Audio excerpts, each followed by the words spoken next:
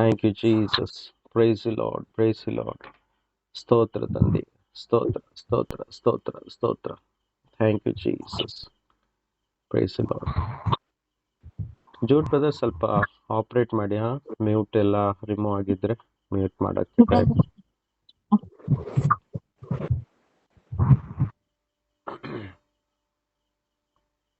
Okay, thank you Jesus. ಓದ್ತೀರಾ 3ನೇ ಅಧ್ಯಾಯ, ಯೋಹನ್ನನ ಸುವಾರ್ತೆ 3ನೇ ಅಧ್ಯಾಯ 5ರಿಂದ ನಾವು ಓದುವ ಒಂದೊಂದೇ ವಾಕ್ಯವನ್ನು. ಓಕೆ, ಯೋಹನ್ನನು ಬರೆದ ಸುವಾರ್ತೆ 3ನೇ ಅಧ್ಯಾಯ ವಾಕ್ಯ 5. ನಾನು ನಿನಗೆ ನಿಜ ನಿಜವಾಗಿ ಹೇಳುತ್ತೇನೆ, ಒಬ್ಬನು ನೀರಿನಿಂದಲೂ ಆತ್ಮನಿಂದಲೂ ಹುಟ್ಟದಿದ್ದರೆ ದೇವರ ರಾಜ್ಯಕ್ಕೆ ಸೇರಲಾರನು.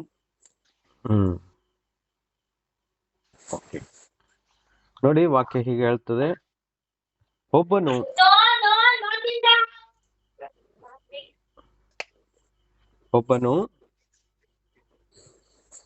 ನೀರಿನಿಂದಲೂ ಆತ್ಮನಿಂದಲೂ ಹುಟ್ಟದಿದ್ದರೆ ದೇವರ ರಾಜ್ಯಕ್ಕೆ ಸೇರಲಾರನು.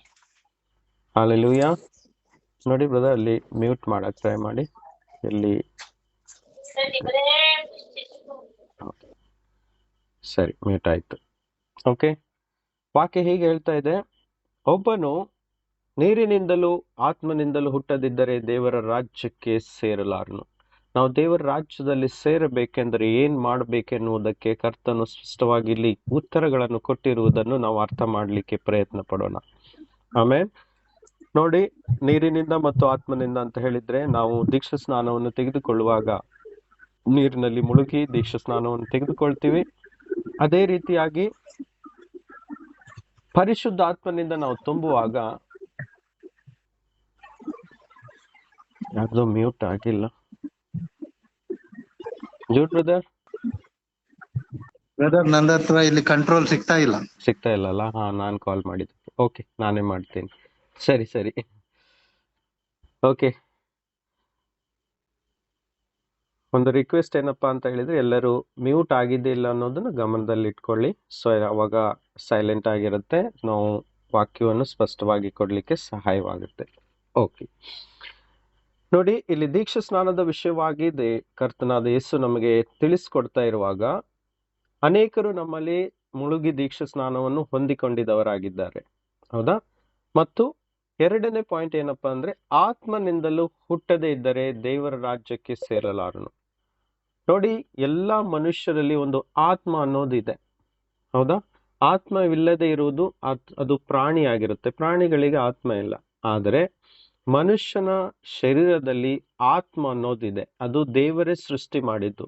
ಮನುಷ್ಯನನ್ನು ಸೃಷ್ಟಿ ಮಾಡುವಾಗ ದೇವರು ಮಣ್ಣಿನಿಂದ ಶರೀರವನ್ನು ಸೃಷ್ಟಿ ಮಾಡಿ ಆತನೊಳಗೆ ಪ್ರಾಣ ಮತ್ತು ಆತ್ಮವನ್ನು ಕೊಟ್ಟಿದ್ದಾನೆ. ಆವಾಗ ಮನುಷ್ಯನು ಬದುಕುವ ಪ್ರಾಣಿಯಾಗಿದ್ದಾನೆ ಅಂತ ವಾಕ್ಯ ನಮಗೆ ಕಲಿಸ್ತದೆ. ನೋಡಿ, ಯೇಸು ಕ್ರಿಸ್ತನನ್ನು ನಂಬದೇ ಇರುವಂತ ಪ್ರತಿಯೊಂದು ವ್ಯಕ್ತಿಯಲ್ಲಿ ಶರೀರ ಮತ್ತು ಪ್ರಾಣ ಜೀವಂತವಾಗಿರುತ್ತೆ, ಆದ್ರೆ ಆತ್ಮದಲ್ಲಿ ಆ ವ್ಯಕ್ತಿಯು ಸತ್ತಿದವನಾಗಿರುತ್ತೆ. ಯಾಕೆಂದ್ರೆ ಪಾಪ ಬಂದಿದ ಕೂಡಲೇ ಮನುಷ್ಯನ ಪ್ರಾಣ ಸತ್ತಂತ ಆಗುತ್ತೆ. ಯಾವಾಗ ಭೂಮಿಯಲ್ಲಿ ಪಾಪ ಬಂತೋ ಅವತ್ತೇ ಮನುಷ್ಯನು ಆತ್ಮದಲ್ಲಿ ಸತ್ತು ಹೋಗಿದ್ದಾನೆ.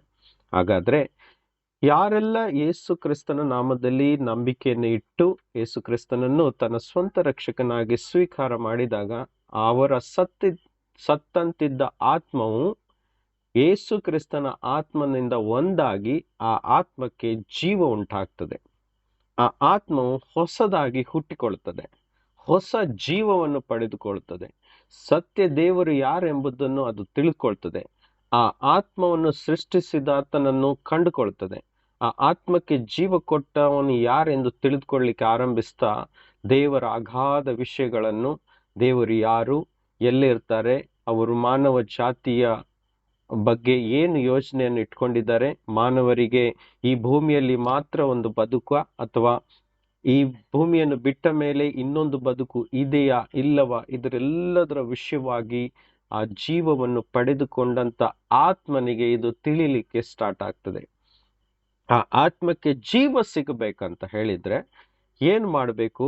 ನಾವು ಆತನ ಈ ವಾಕ್ಯಗಳನ್ನು ನಂಬಿ ಆ ವಾಕ್ಯವನ್ನು ನಮ್ಮ ಹೃದಯದಲ್ಲಿ ಇಟ್ಟುಕೊಂಡು ಆ ವಾಕ್ಯದ ಪ್ರಕಾರ ನಾವು ನಡೆಯುವಾಗ ಅವರಿಗೆ ಜೀವವು ಉಂಟಾಗ್ತದೆ.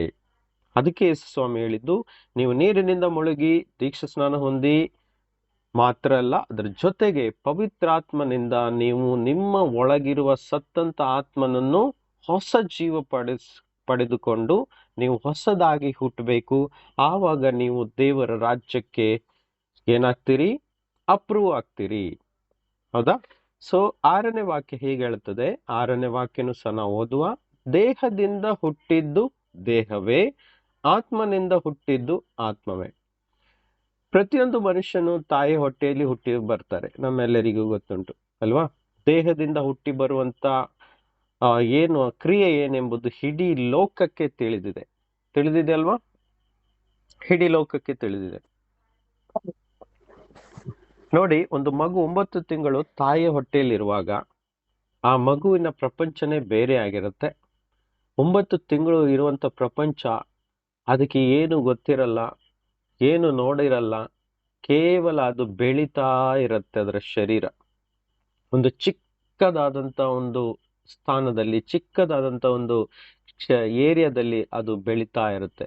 ಯಾವಾಗ ತಾಯಿ ಹೊಟ್ಟೆಯಿಂದ ಈ ಭೂಮಿಗೆ ಬರ್ತದೋ ಅದಕ್ಕೆ ಶರೀರದಿಂದ ಹುಟ್ಟಿರುವುದು ಅಂತ ವಾಕ್ಯ ನಮಗೆ ಕಲಿಸ್ತದೆ. ಇದು ಇಡೀ ಲೋಕವೇ ತಿಳಿದಿದೆ, ಇದರಲ್ಲಿ ಹೊಸದೇನೂ ಇಲ್ಲ.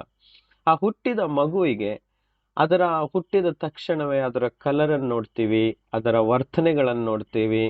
ಅದನ್ನು ಬೆಳೀತಾ ಇರ್ಬೇಕಾದ್ರೆ ಅದರ ವರ್ತನೆಗಳನ್ನು, ಬೆಳೆಯುವ ರೀತಿಯನ್ನು, ಅದರ ಸ್ವಭಾವವನ್ನು, ಅದರ ಕಲರ್ ಅನ್ನು ನೋಡುವಾಗ ನಾವು ಹೋಲಿಸ್ಲಿಕ್ಕೆ ಆರಂಭಿಸ್ತೇವೆ.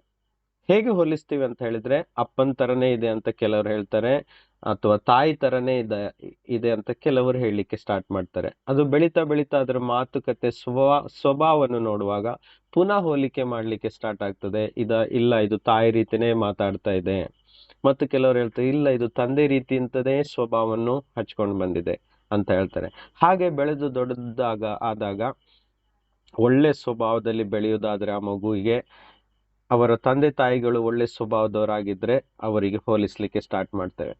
ಅಥವಾ ಒಂದು ವೇಳೆ ಆ ಮಗು ದೊಡ್ಡದಾಗಿ ಕೆಟ್ಟ ಸ್ವಭಾವದಲ್ಲಿ ಜೀವಿಸ್ತಾ ಇರುವಾಗ ಪುನಃ ಅದನ್ನು ಹೋಲಿಸ್ತೇವೆ. ಇವನು ಯಾರಿಗೆ ಹುಟ್ಟಿದವನು, ತಂದೆ ತಾಯಿಗೆ ಹುಟ್ಟಿದಿದ್ರೆ ಹೀಗೆ ಮಾಡ್ತಾ ಇರ್ಲಿಲ್ಲ ಅಂತ ಆ ವ್ಯಕ್ತಿಗೆ, ಆ ಮಗುವಿಗೆ ಏನ್ ಹೇಳ್ತೀವಿ ನಾವಲ್ಲ, ಅಂದ್ರೆ ಈ ಲೋಕದ ಜನರು, ಈತನು ಯಾರಿಗೆ ಹುಟ್ಟಿದವನು, ಯಾಕಂದ್ರೆ ಸ್ವಭಾವವು ಬದಲಾಗಿದೆ ಅನ್ನೋದನ್ನು ಕಂಪ್ಯಾರಿಸನ್ ಮಾಡಲಿಕ್ಕೆ ಸಾಧಾರಣವಾದಂತ ವ್ಯಕ್ತಿಗೆ ಈ ಶಕ್ತಿ ಇದೆ. ಹೌದಲ್ವಾ? ಆ ಗುಣಗಳನ್ನು, ವರ್ತನೆಗಳನ್ನು, ಕಾರ್ಯಗಳನ್ನು ನೋಡಿ ಆ ಹುಟ್ಟಿದಂತ ವ್ಯಕ್ತಿಯ ಕಂಪ್ಯಾರಿಸನ್ ಮಾಡಲಿಕ್ಕೆ ಆರಂಭಿಸ್ತೇವೆ ಈ ಲೋಕ. ಯಾಕಂದ್ರೆ ಶರೀರದಿಂದ ಹುಟ್ಟಿದಂಥದ್ದು ಈ ಶರೀರದ ಸ್ವಭಾವಗಳನ್ನೇ ತಂದೆ ತಾಯಿಯ ಹೊಟ್ಟೆಯಿಂದ ತಿಳ್ಕೊಂಡು ಬಂದಿರುತ್ತೆ ಒಂದು, ಅಥವಾ ಲೋಕದಿಂದ ಶಿಕ್ಷಣ ಹೊಂದಿ ಆ ಸ್ವಭಾವಗಳನ್ನು ಆ ವ್ಯಕ್ತಿ ತನ್ನ ಜೀವಿತದಲ್ಲಿ ಅಳವಡಿಸ್ಕೊಳ್ತಾ ಇರ್ತದೆ. ಇದನ್ನ ನೋಡುವಂತ ಮನುಷ್ಯರು ಏನ್ ಮಾಡ್ತಾರೆ? ಹೋಲಿಸ್ಲಿಕ್ಕೆ ಆರಂಭಿಸ್ತಾರೆ. ಈತನು ಯಾರಿಗೆ ಹುಟ್ಟಿದ್ದು? ಮನುಷ್ಯರಿಗೆ ಹುಟ್ಟಿದ್ದ, ತಂದೆ ತಾಯಿಗೆ ಹುಟ್ಟಿದ್ದ? ಒಳ್ಳೆ ಸ್ವಭಾವಗಳು ಇದ್ರೆ ಆತನು ಯಾರಪ್ಪ, ಯಾವ ತಾಯಿಯ ಗರ್ಭದಲ್ಲಿ ಹುಟ್ಟಿದನಪ್ಪ, ಎಂತ ಒಳ್ಳೆ ಒಂದು ವ್ಯಕ್ತಿಯನ್ನು ಹುಟ್ಟಿಸಿದ್ರು ಅಂತ ಲೋಕವು ಹೇಳಲಿಕ್ಕೆ ಆರಂಭಿಸ್ತದೆ. Price the lord. ಇದನ್ನೆಲ್ಲ ಹೇಳುವಾಗ ನಮಗೆ ಹುಟ್ಟು ಮತ್ತು ಹುಟ್ಟಿನಿಂದ ಸಿಗುವಂತ ಕೆಲವೊಂದು ಅನುಭವಗಳು ನಮಗೆ ಇಲ್ಲಿ ಅರ್ಥ ಆಗ್ಲಿಕ್ಕೆ ಆರಂಭ ಆಗ್ತದೆ. ಅದಕ್ಕೋಸ್ಕರ ಇಲ್ಲಿ ಯೇಸು ಹೇಳ್ತಿದ್ರೆ, ದೇಹದಿಂದ ಹುಟ್ಟಿದ್ದು ದೇಹಕ್ಕೆ ಸಂಬಂಧಪಟ್ಟಂತ ವಿಷಯಗಳನ್ನೇ ಆ ದೇಹವು ಹೊಂದಿಕೊಂಡು ಬರ್ತದೆ. ಅದನ್ನ ನೋಡುವಂತ ರೂಪನು ಸಹ ತಂದೆ ತರನೇ ಕಾಣಿಸ್ತಾರೆ, ಅಥವಾ ತಾಯಿ ತರನೇ ಕಾಣಿಸ್ತಾ ವ್ಯಕ್ತಿ. ಹೌದಲ್ವಾ? ಇದೇ ರೀತಿ ಮನುಷ್ಯನಿಗೆ ಅರ್ಥ ಮಾಡ್ಲಿಕ್ಕೆ ಸಾಧ್ಯವಾಗುತ್ತೆ. ಆದರೆ ಯೇಸು ಕ್ರಿಸ್ತನ್ ಇಲ್ಲಿ ಹೇಳ್ತಾರೆ ನಮ್ಗೆ, ಆತ್ಮನಿಂದ ಹುಟ್ಟು ಅನ್ನೋದೊಂದು ಇದೆ ಅಂತ ಇಲ್ಲಿ ನಿಕೋದೇಮನಿಗೆ ಹೊಸದಾಗಿ ವಿಷಯಗಳನ್ನು ಹೇಳಿಕೊಡ್ತಾ ಇದ್ದಾರೆ.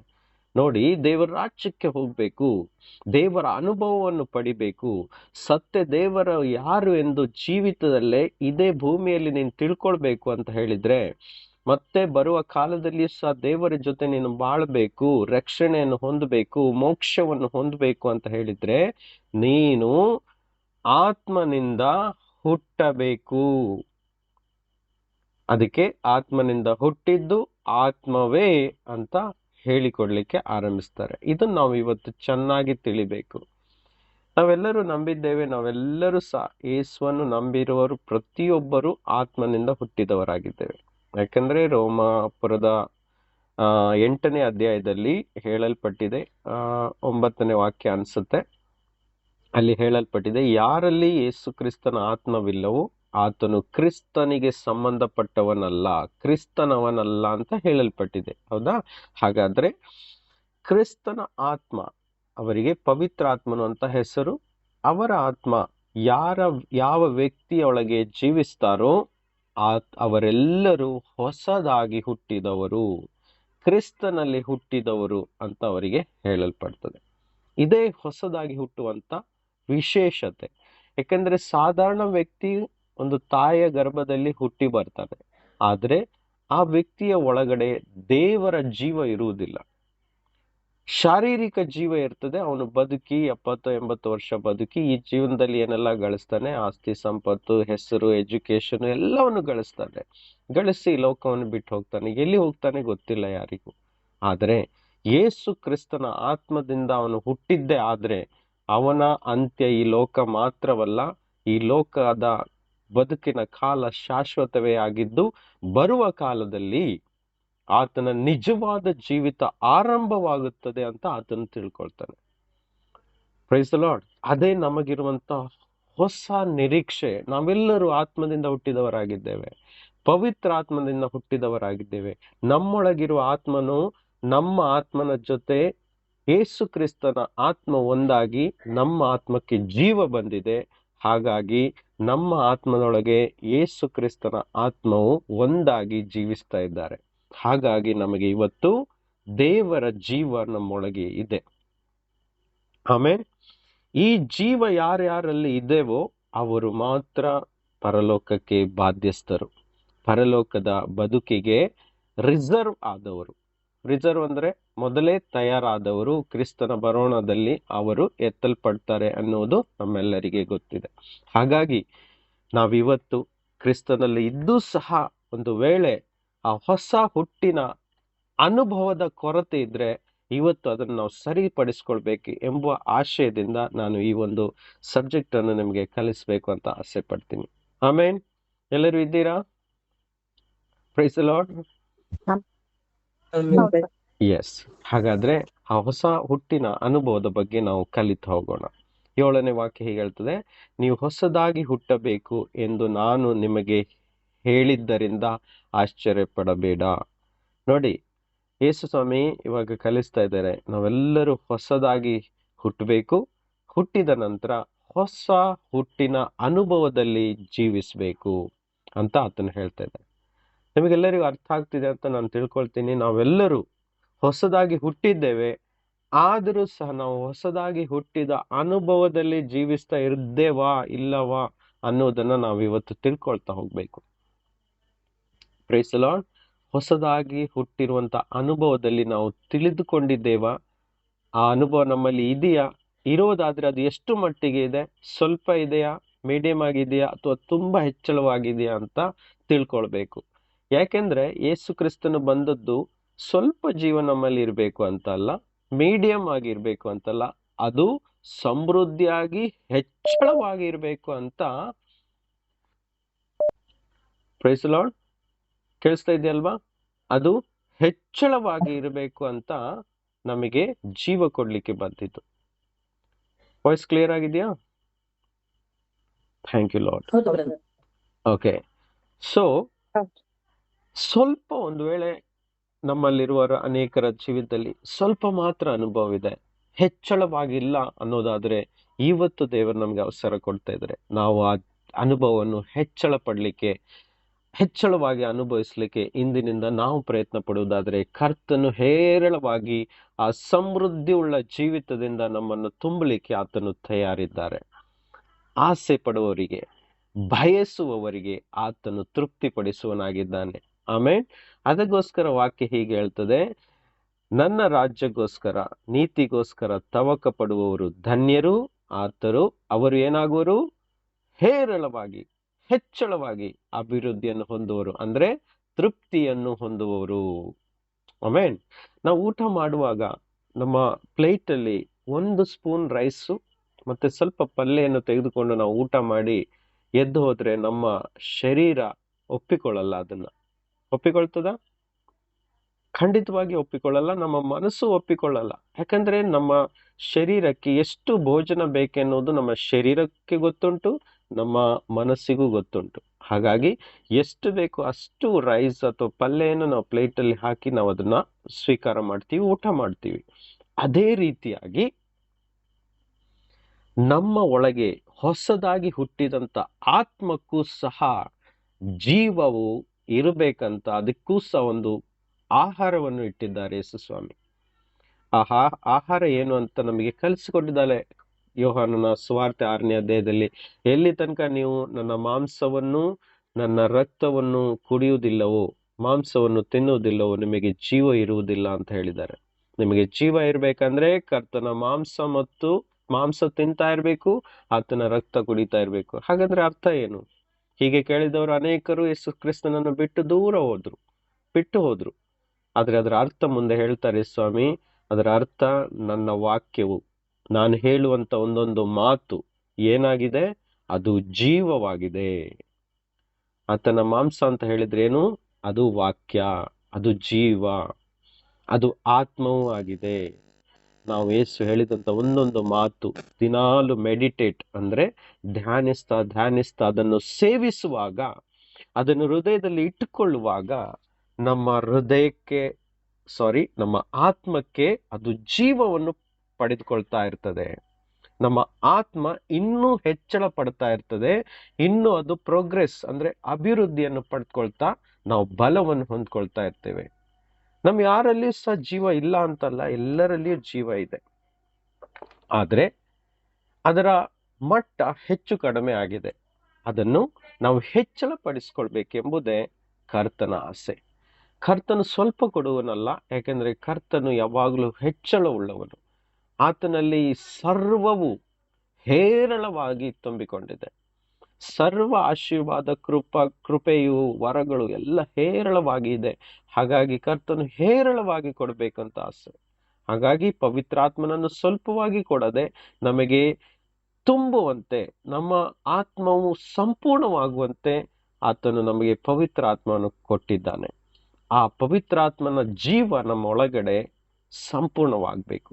ಆವಾಗ ಈ ಲೋಕದಿಂದ ಹುಟ್ಟಿದ ಅನುಭವವನ್ನು ದಾಟಿ ನಾವು ಪವಿತ್ರಾತ್ಮನಿಂದ ಹುಟ್ಟಿದಂತ ಅನುಭವದಲ್ಲಿ ಬೆಳೆಯುವಾಗ, ಹೆಚ್ಚಳ ಪಡುವಾಗ, ನಮ್ಮ ಹೊರಗಿನ ಸ್ವಭಾವ, ನಮ್ಮ ಮಾತುಕತೆ, ನಮ್ಮ ಕ್ರಿಯೆಗಳೆಲ್ಲವೂ ಬದಲಾಗ್ಲಿಕ್ಕೆ ಆರಂಭಿಸ್ತದೆ.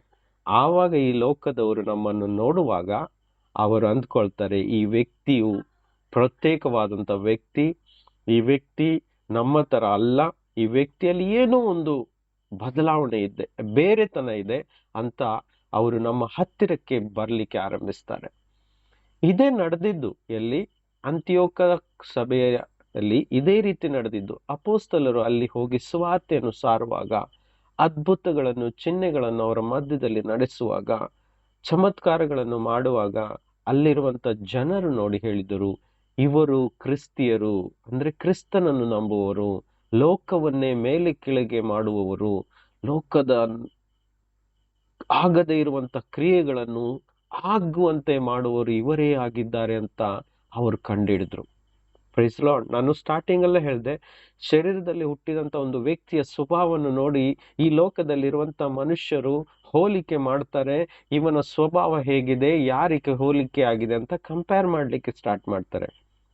ಅದೇ ರೀತಿಯಾಗಿ ಆತ್ಮನಿಂದ ಹುಟ್ಟಿದಂತ ಪ್ರತಿಯೊಂದು ವ್ಯಕ್ತಿಯನ್ನು ಬೇರೆ ವ್ಯಕ್ತಿ ನೋಡುವಾಗ ನಮ್ಮನ್ನು ಸಹ ಕಂಪೇರ್ ಮಾಡಬೇಕು.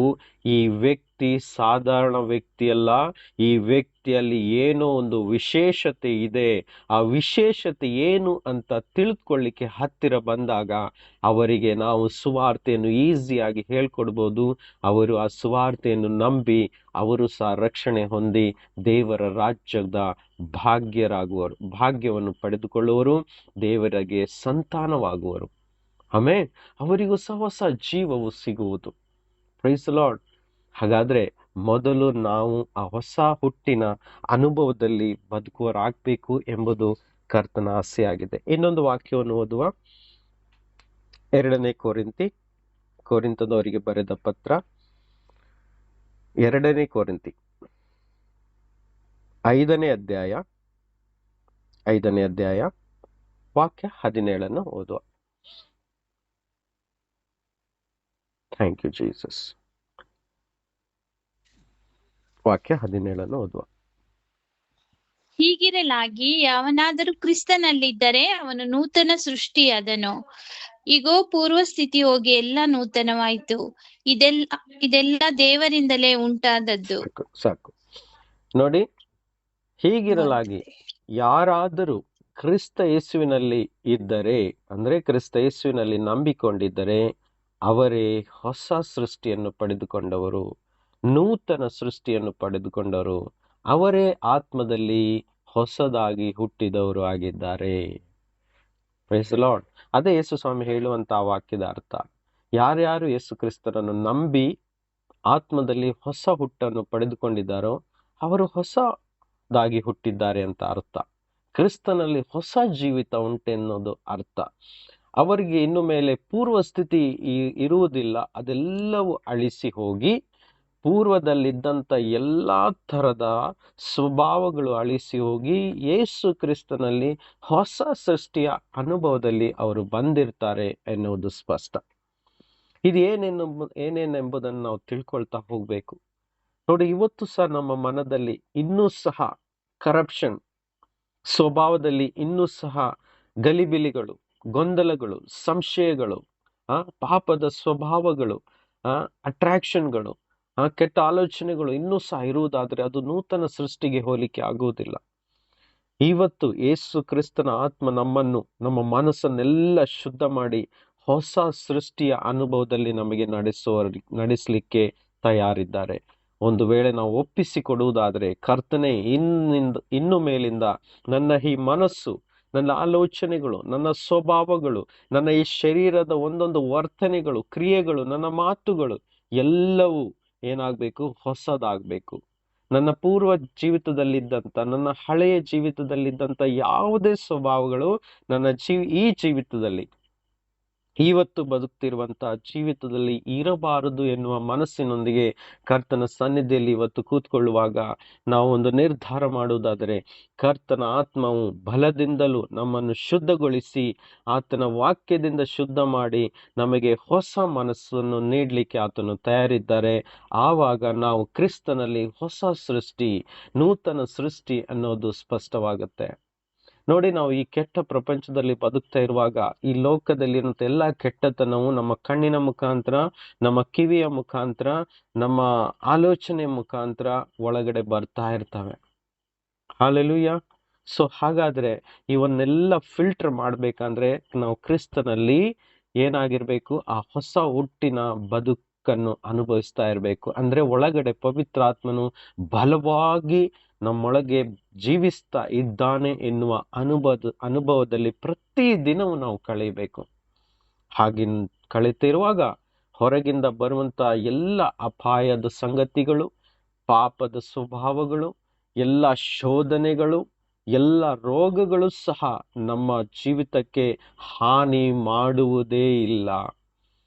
ಹೌದಾ?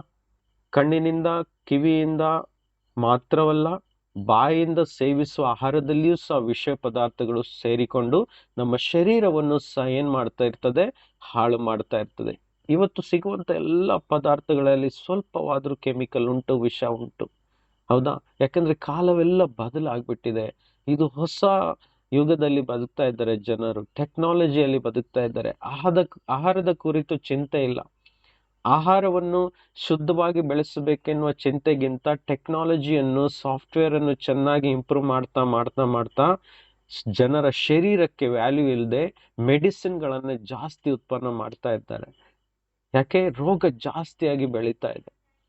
ಆದ್ರೆ ಯೇಸುಸ್ವಾಮಿ ಹೇಳಿದ್ರು, ಯೇಸುಸ್ವಾಮಿ ವಾಕ್ಯ ಹೇಳ್ತದೆ, ಜೀವ ಕೊಡುವಂತ ವಾಕ್ಯ ಹೇಳ್ತದೆ, ಹೊಸ ಹುಟ್ಟಿನ ವಾಕ್ಯ ಹೀಗೆ ಹೇಳ್ತದೆ, ನನ್ನಲ್ಲಿ ನಂಬಿರುವನು ರೋಗಿಯ ಮೇಲೆ ಕೈ ಇಡಲು ಆತನು ಸೌಖ್ಯವನ್ನು ಹೊಂದಿಕೊಳ್ಳುವರು, ಸತ್ತಿದವರನ್ನು ನೀವು ಎಬ್ಬಿಸುವಿರಿ, ಮತ್ತು ವಿಷ ಪದಾರ್ಥಗಳನ್ನೇನಾದರೂ ಸೇವಿಸಿದರೆ ಅದು ನಿಮಗೆ ಹಾನಿ ಮಾಡದು.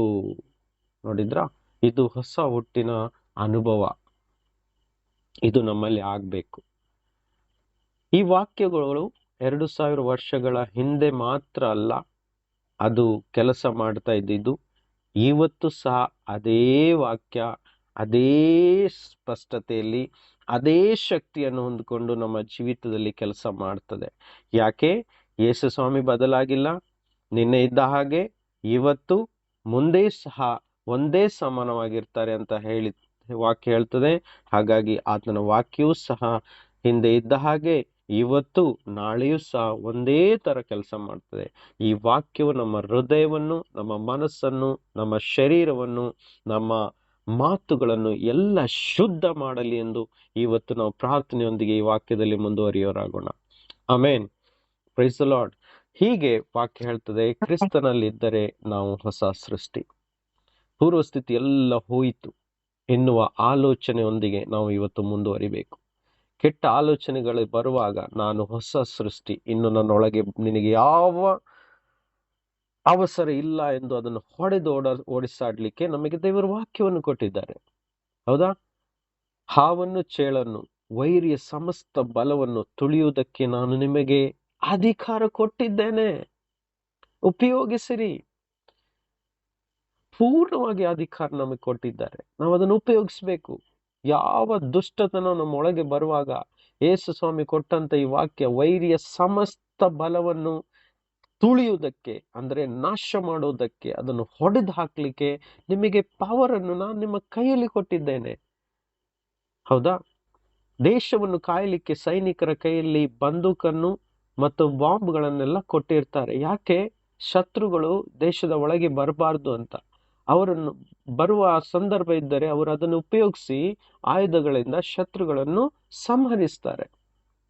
ಅದೇ ರೀತಿ ನಾವು ಈ ಕೆಟ್ಟ ಪ್ರಪಂಚದಲ್ಲಿ, ಶತ್ರುಗಳುಳ್ಳ ಪ್ರಪಂಚದಲ್ಲಿ ಬದುಕ್ತಾ ಇರುವಾಗ ಸೈತಾನನ ಸೇನೆಗಳು ನಮ್ಮನ್ನು ಅಟ್ಯಾಕ್ ಮಾಡ್ತಾನೆ ಇರ್ತದೆ.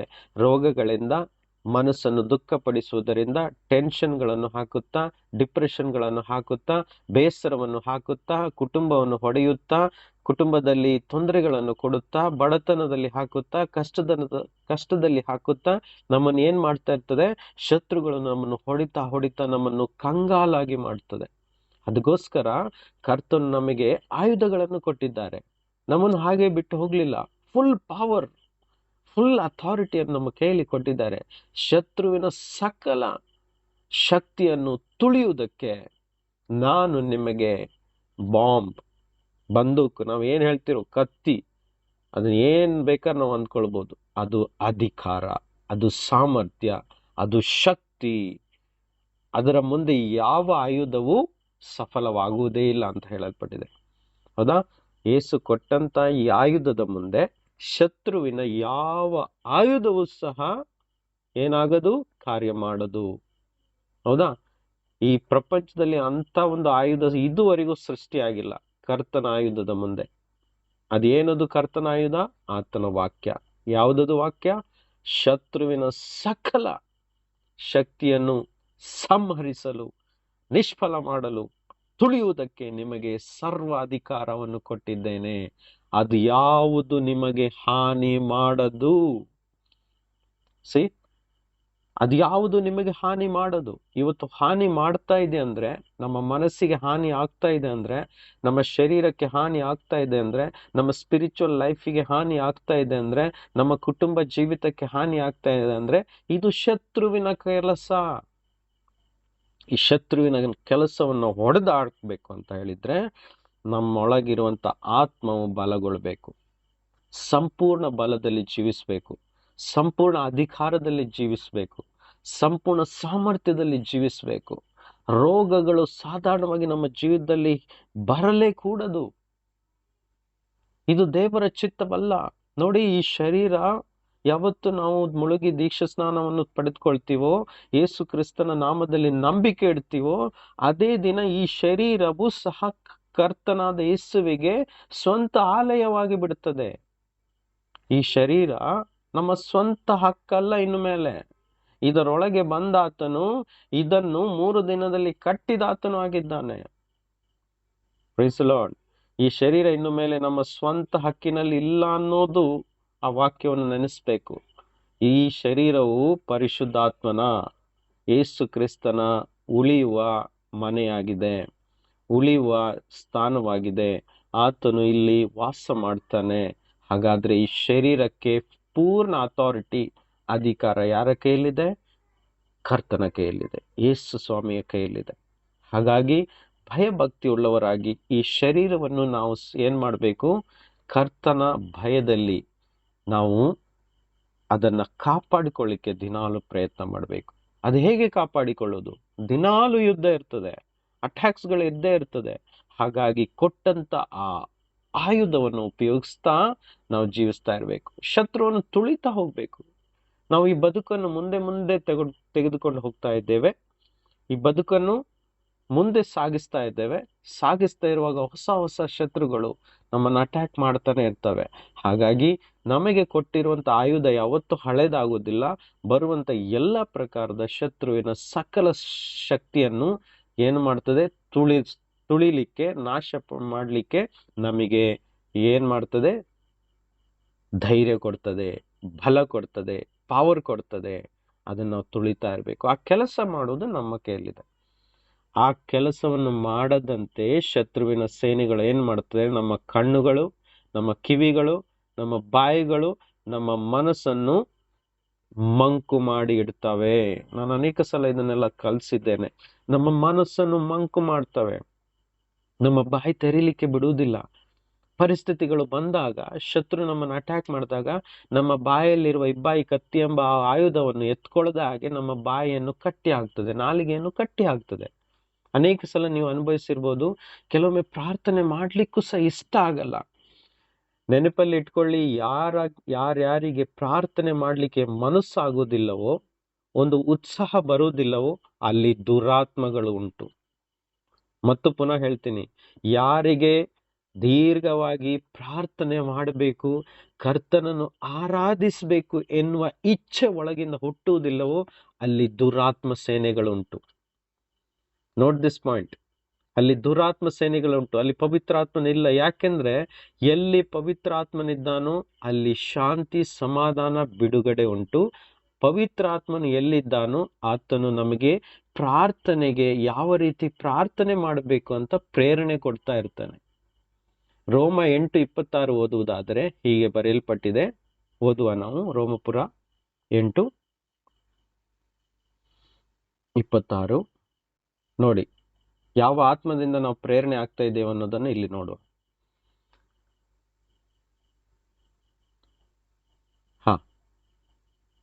ರೋಮನ್ಸ್ 8:26.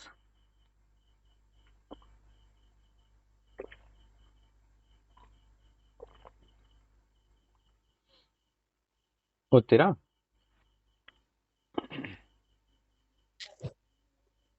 ಹಾಗೆ ಪವಿತ್ರಾತ್ಮನು ಸಹ ನಮ್ಮ ಆಸಕ್ತಿಯನ್ನು ನೋಡಿ ಸಹಾಯ ಮಾಡುತ್ತಾನೆ. ಹೇಗೆಂದರೆ, ನಾವು ತಕ್ಕ ಪ್ರಕಾರ ಏನು ಬೇಡಿಕೊಳ್ಳಬೇಕು ನಮಗೆ ಗೊತ್ತಿಲ್ಲದರಿಂದ ಪವಿತ್ರಾತ್ಮನು ತಾನೇ ಮಾತಿಲ್ಲದಂತ ನರಳಾಟದಿಂದ ನಮಗೋಸ್ಕರ ಬೇಡಿಕೊಳ್ಳುತ್ತಾನೆ. ಓಕೆ. ನಮ್ಮಲ್ಲಿ ಬಲಹೀನತೆ ಉಂಟಾದಾಗ ಒಳಗಿಂದ ಏನಾಗ್ತದೆ? ಒಂದು ಪ್ರಚೋದನೆ, ಒಂದು ಇನ್ಸ್ಪಿರೇಷನ್. ಪ್ರೇಯರ್ ಮಾಡಬೇಕು, ಕರ್ತನನ್ನು ಆರಾಧಿಸಬೇಕು. ಯಾಕೆಂದ್ರೆ ಒಳಗಿರೋ ಆತ್ಮನು ಸುಮ್ಮನಿಲ್ಲ. ಅವರು ಅಲ್ಲಿ ಪ್ರಾರ್ಥನೆ ಮಾಡ್ತಾ ಇರುವಾಗ ನಮ್ಮ ಮನಸ್ಸಿಗೆ, ಓಕೆ, ಒಳಗೆ ಆತ್ಮನು ಪ್ರಾರ್ಥನೆ ಮಾಡ್ತಾ ಇರುವಾಗ ನಮ್ಮ ಮನಸ್ಸಿಗೆ ಇನ್ಫಾರ್ಮೇಶನ್ ಸಿಗ್ತದೆ. ಈಗ ನೀನು ಪ್ರಾರ್ಥನೆಯಲ್ಲಿ ಕೂತ್ಕೋ, ಕರ್ತನನ್ನು ಆರಾಧಿಸು, ಸ್ವಲ್ಪ ಹೊತ್ತಾದರೂ ಆತನ ಸನ್ನಿಧಿಯಲ್ಲಿ ಕೂತ್ಕೋ. ಯಾಕೆಂದ್ರೆ ಮನಸ್ಸಿಗೆ ತುಂಬಾ ಗೊಂದಲ, ಅಟ್ಯಾಕ್ಸ್ ಆಗ್ತಾ ಇರ್ತದೆ, ಡಿಪ್ರೆಷನ್ ಆಗ್ತಾ ಇರ್ತದೆ, ಟೆನ್ಷನ್ ಆಗ್ತಾ ಇರ್ತದೆ. ಯಾವುದೇ ದಾರಿ ಕಾಣಿಸ್ತಾ ಇಲ್ಲ. ಮಾಡೋದೆಲ್ಲ ನಮ್ಮ ಬಾಯಿಂದ ಬರೋ ಮಾತೆಲ್ಲ ತಪ್ಪಾಗಿ ಬರ್ತಾ ಇದೆ ಅಂತ ಹೇಳಿದ್ರೆ ಏನೋ ಒಂದು ಮಿಸ್ಟೇಕ್ ಆಗ್ತಾ ಇದೆ, ಟ್ರ್ಯಾಕ್ ತಪ್ಪಿ ಹೋಗ್ತಾ ಇದೆ ಟ್ರೈನ್ ಅನ್ನೋದು ನಮಗೆ ಗೊತ್ತಾಗ್ತದೆ ಅಲ್ಲಿ. ಹೌದಾ? ಅದೇ ರೀತಿ ನಾವು ಮಾಡುವಂತ ವರ್ತನೆ ಆಗ್ಲಿ ಕೆಟ್ಟದಾಗಿರ್ತದೆ. ನಾವು ಬೇರೆಯವರಿಗೆ ದೋಷ ಮಾಡ್ಲಿಕ್ಕೆ ಆಗುದಿಲ್ಲ. ಅಂತ ಸಮಯದಲ್ಲಿ ನಾವು ಏನ್ ಮಾಡ್ತೀವಿ? ಬೇರೆಯವರಿಗೆ ದೋಷ ಹಾಕ್ತಾ ಇರ್ತೀವಿ. ಆತನದ್ದು ಮಾಡಿದ್ದು ತಪ್ಪು, ಅನ್ನೋದೇ ನಮಗೆ ಕಾಣಿಸ್ತಾ ಇರ್ತದೆ. ಯಾಕೆ? ನಾವು ಸೆಲ್ಫ್ ಕಂಟ್ರೋಲ್ ಅನ್ನು ತಪ್ಪಿಸಿಕೊಂಡಿರ್ತೇವೆ. ಸೆಲ್ಫ್ ಕಂಟ್ರೋಲ್ ತಪ್ಪಿ ಹೋಗ್ತಿರ್ತದೆ. ಅಂದ್ರೆ ಟ್ರೈನ್ ತನ್ನ ಹಳಿಯನ್ನು ಬಿಟ್ಟು ತಪ್ಪಿ ಹೋಗಿ ಬೇರೆ ಟ್ರೈನಿಗೆ ದೋಷ ಆಗ್ತಾ ಇರ್ತದೆ, ನನ್ನ ಹಳಿಯನ್ನು ತಪ್ಪಿಸಿದೆ ಅಂತ. ಎಲ್ಲಿ ತನಕ ನಮ್ಮ ಟ್ರ್ಯಾಕ್ ಅಲ್ಲಿ ಇರ್ತೀವೋ ನಾವು ಯಾರ ಮೇಲೂ ದೋಷ ಹಾಕ್ಲಿಕ್ಕೆ ಸಾಧ್ಯವಿಲ್ಲ. ನಾವು ನೇರವಾಗಿ ಹೋಗ್ತಾ ಇದ್ದಷ್ಟು ಜಯ ನಮ್ಮದೇ. ಮುಂದಿನದು ಎಲ್ಲವೂ ನಮ್ಮ ಮುಂದೆ ಮೊಣಕಾಲು ಊರ್ಲೇಬೇಕು. ನಮ್ಮೆಲ್ಲ ಶತ್ರುಗಳು ನಮ್ಮ ಮುಂದೆ ಮೊಣಕಾಲು ಊರ್ಬೇಕು. ನಾವು ನೀತಿವಂತರಾಗಿದ್ದರೆ ನಮ್ಮ ಮುಂದೆ ಪ್ರತಿಯೊಂದು ಅನೀತಿಯುಳ್ಳ ಆತ್ಮವು, ದುರಾತ್ಮವು ತಲೆ ಬಗ್ಗಿಸ್ಲೇಬೇಕು. ನೀವೇ ಹೇಳಿ, ನೀತಿಗೆ ಜಯನ, ಅನೀತಿಗೆ ಜಯನ? ಹೇಳಿ.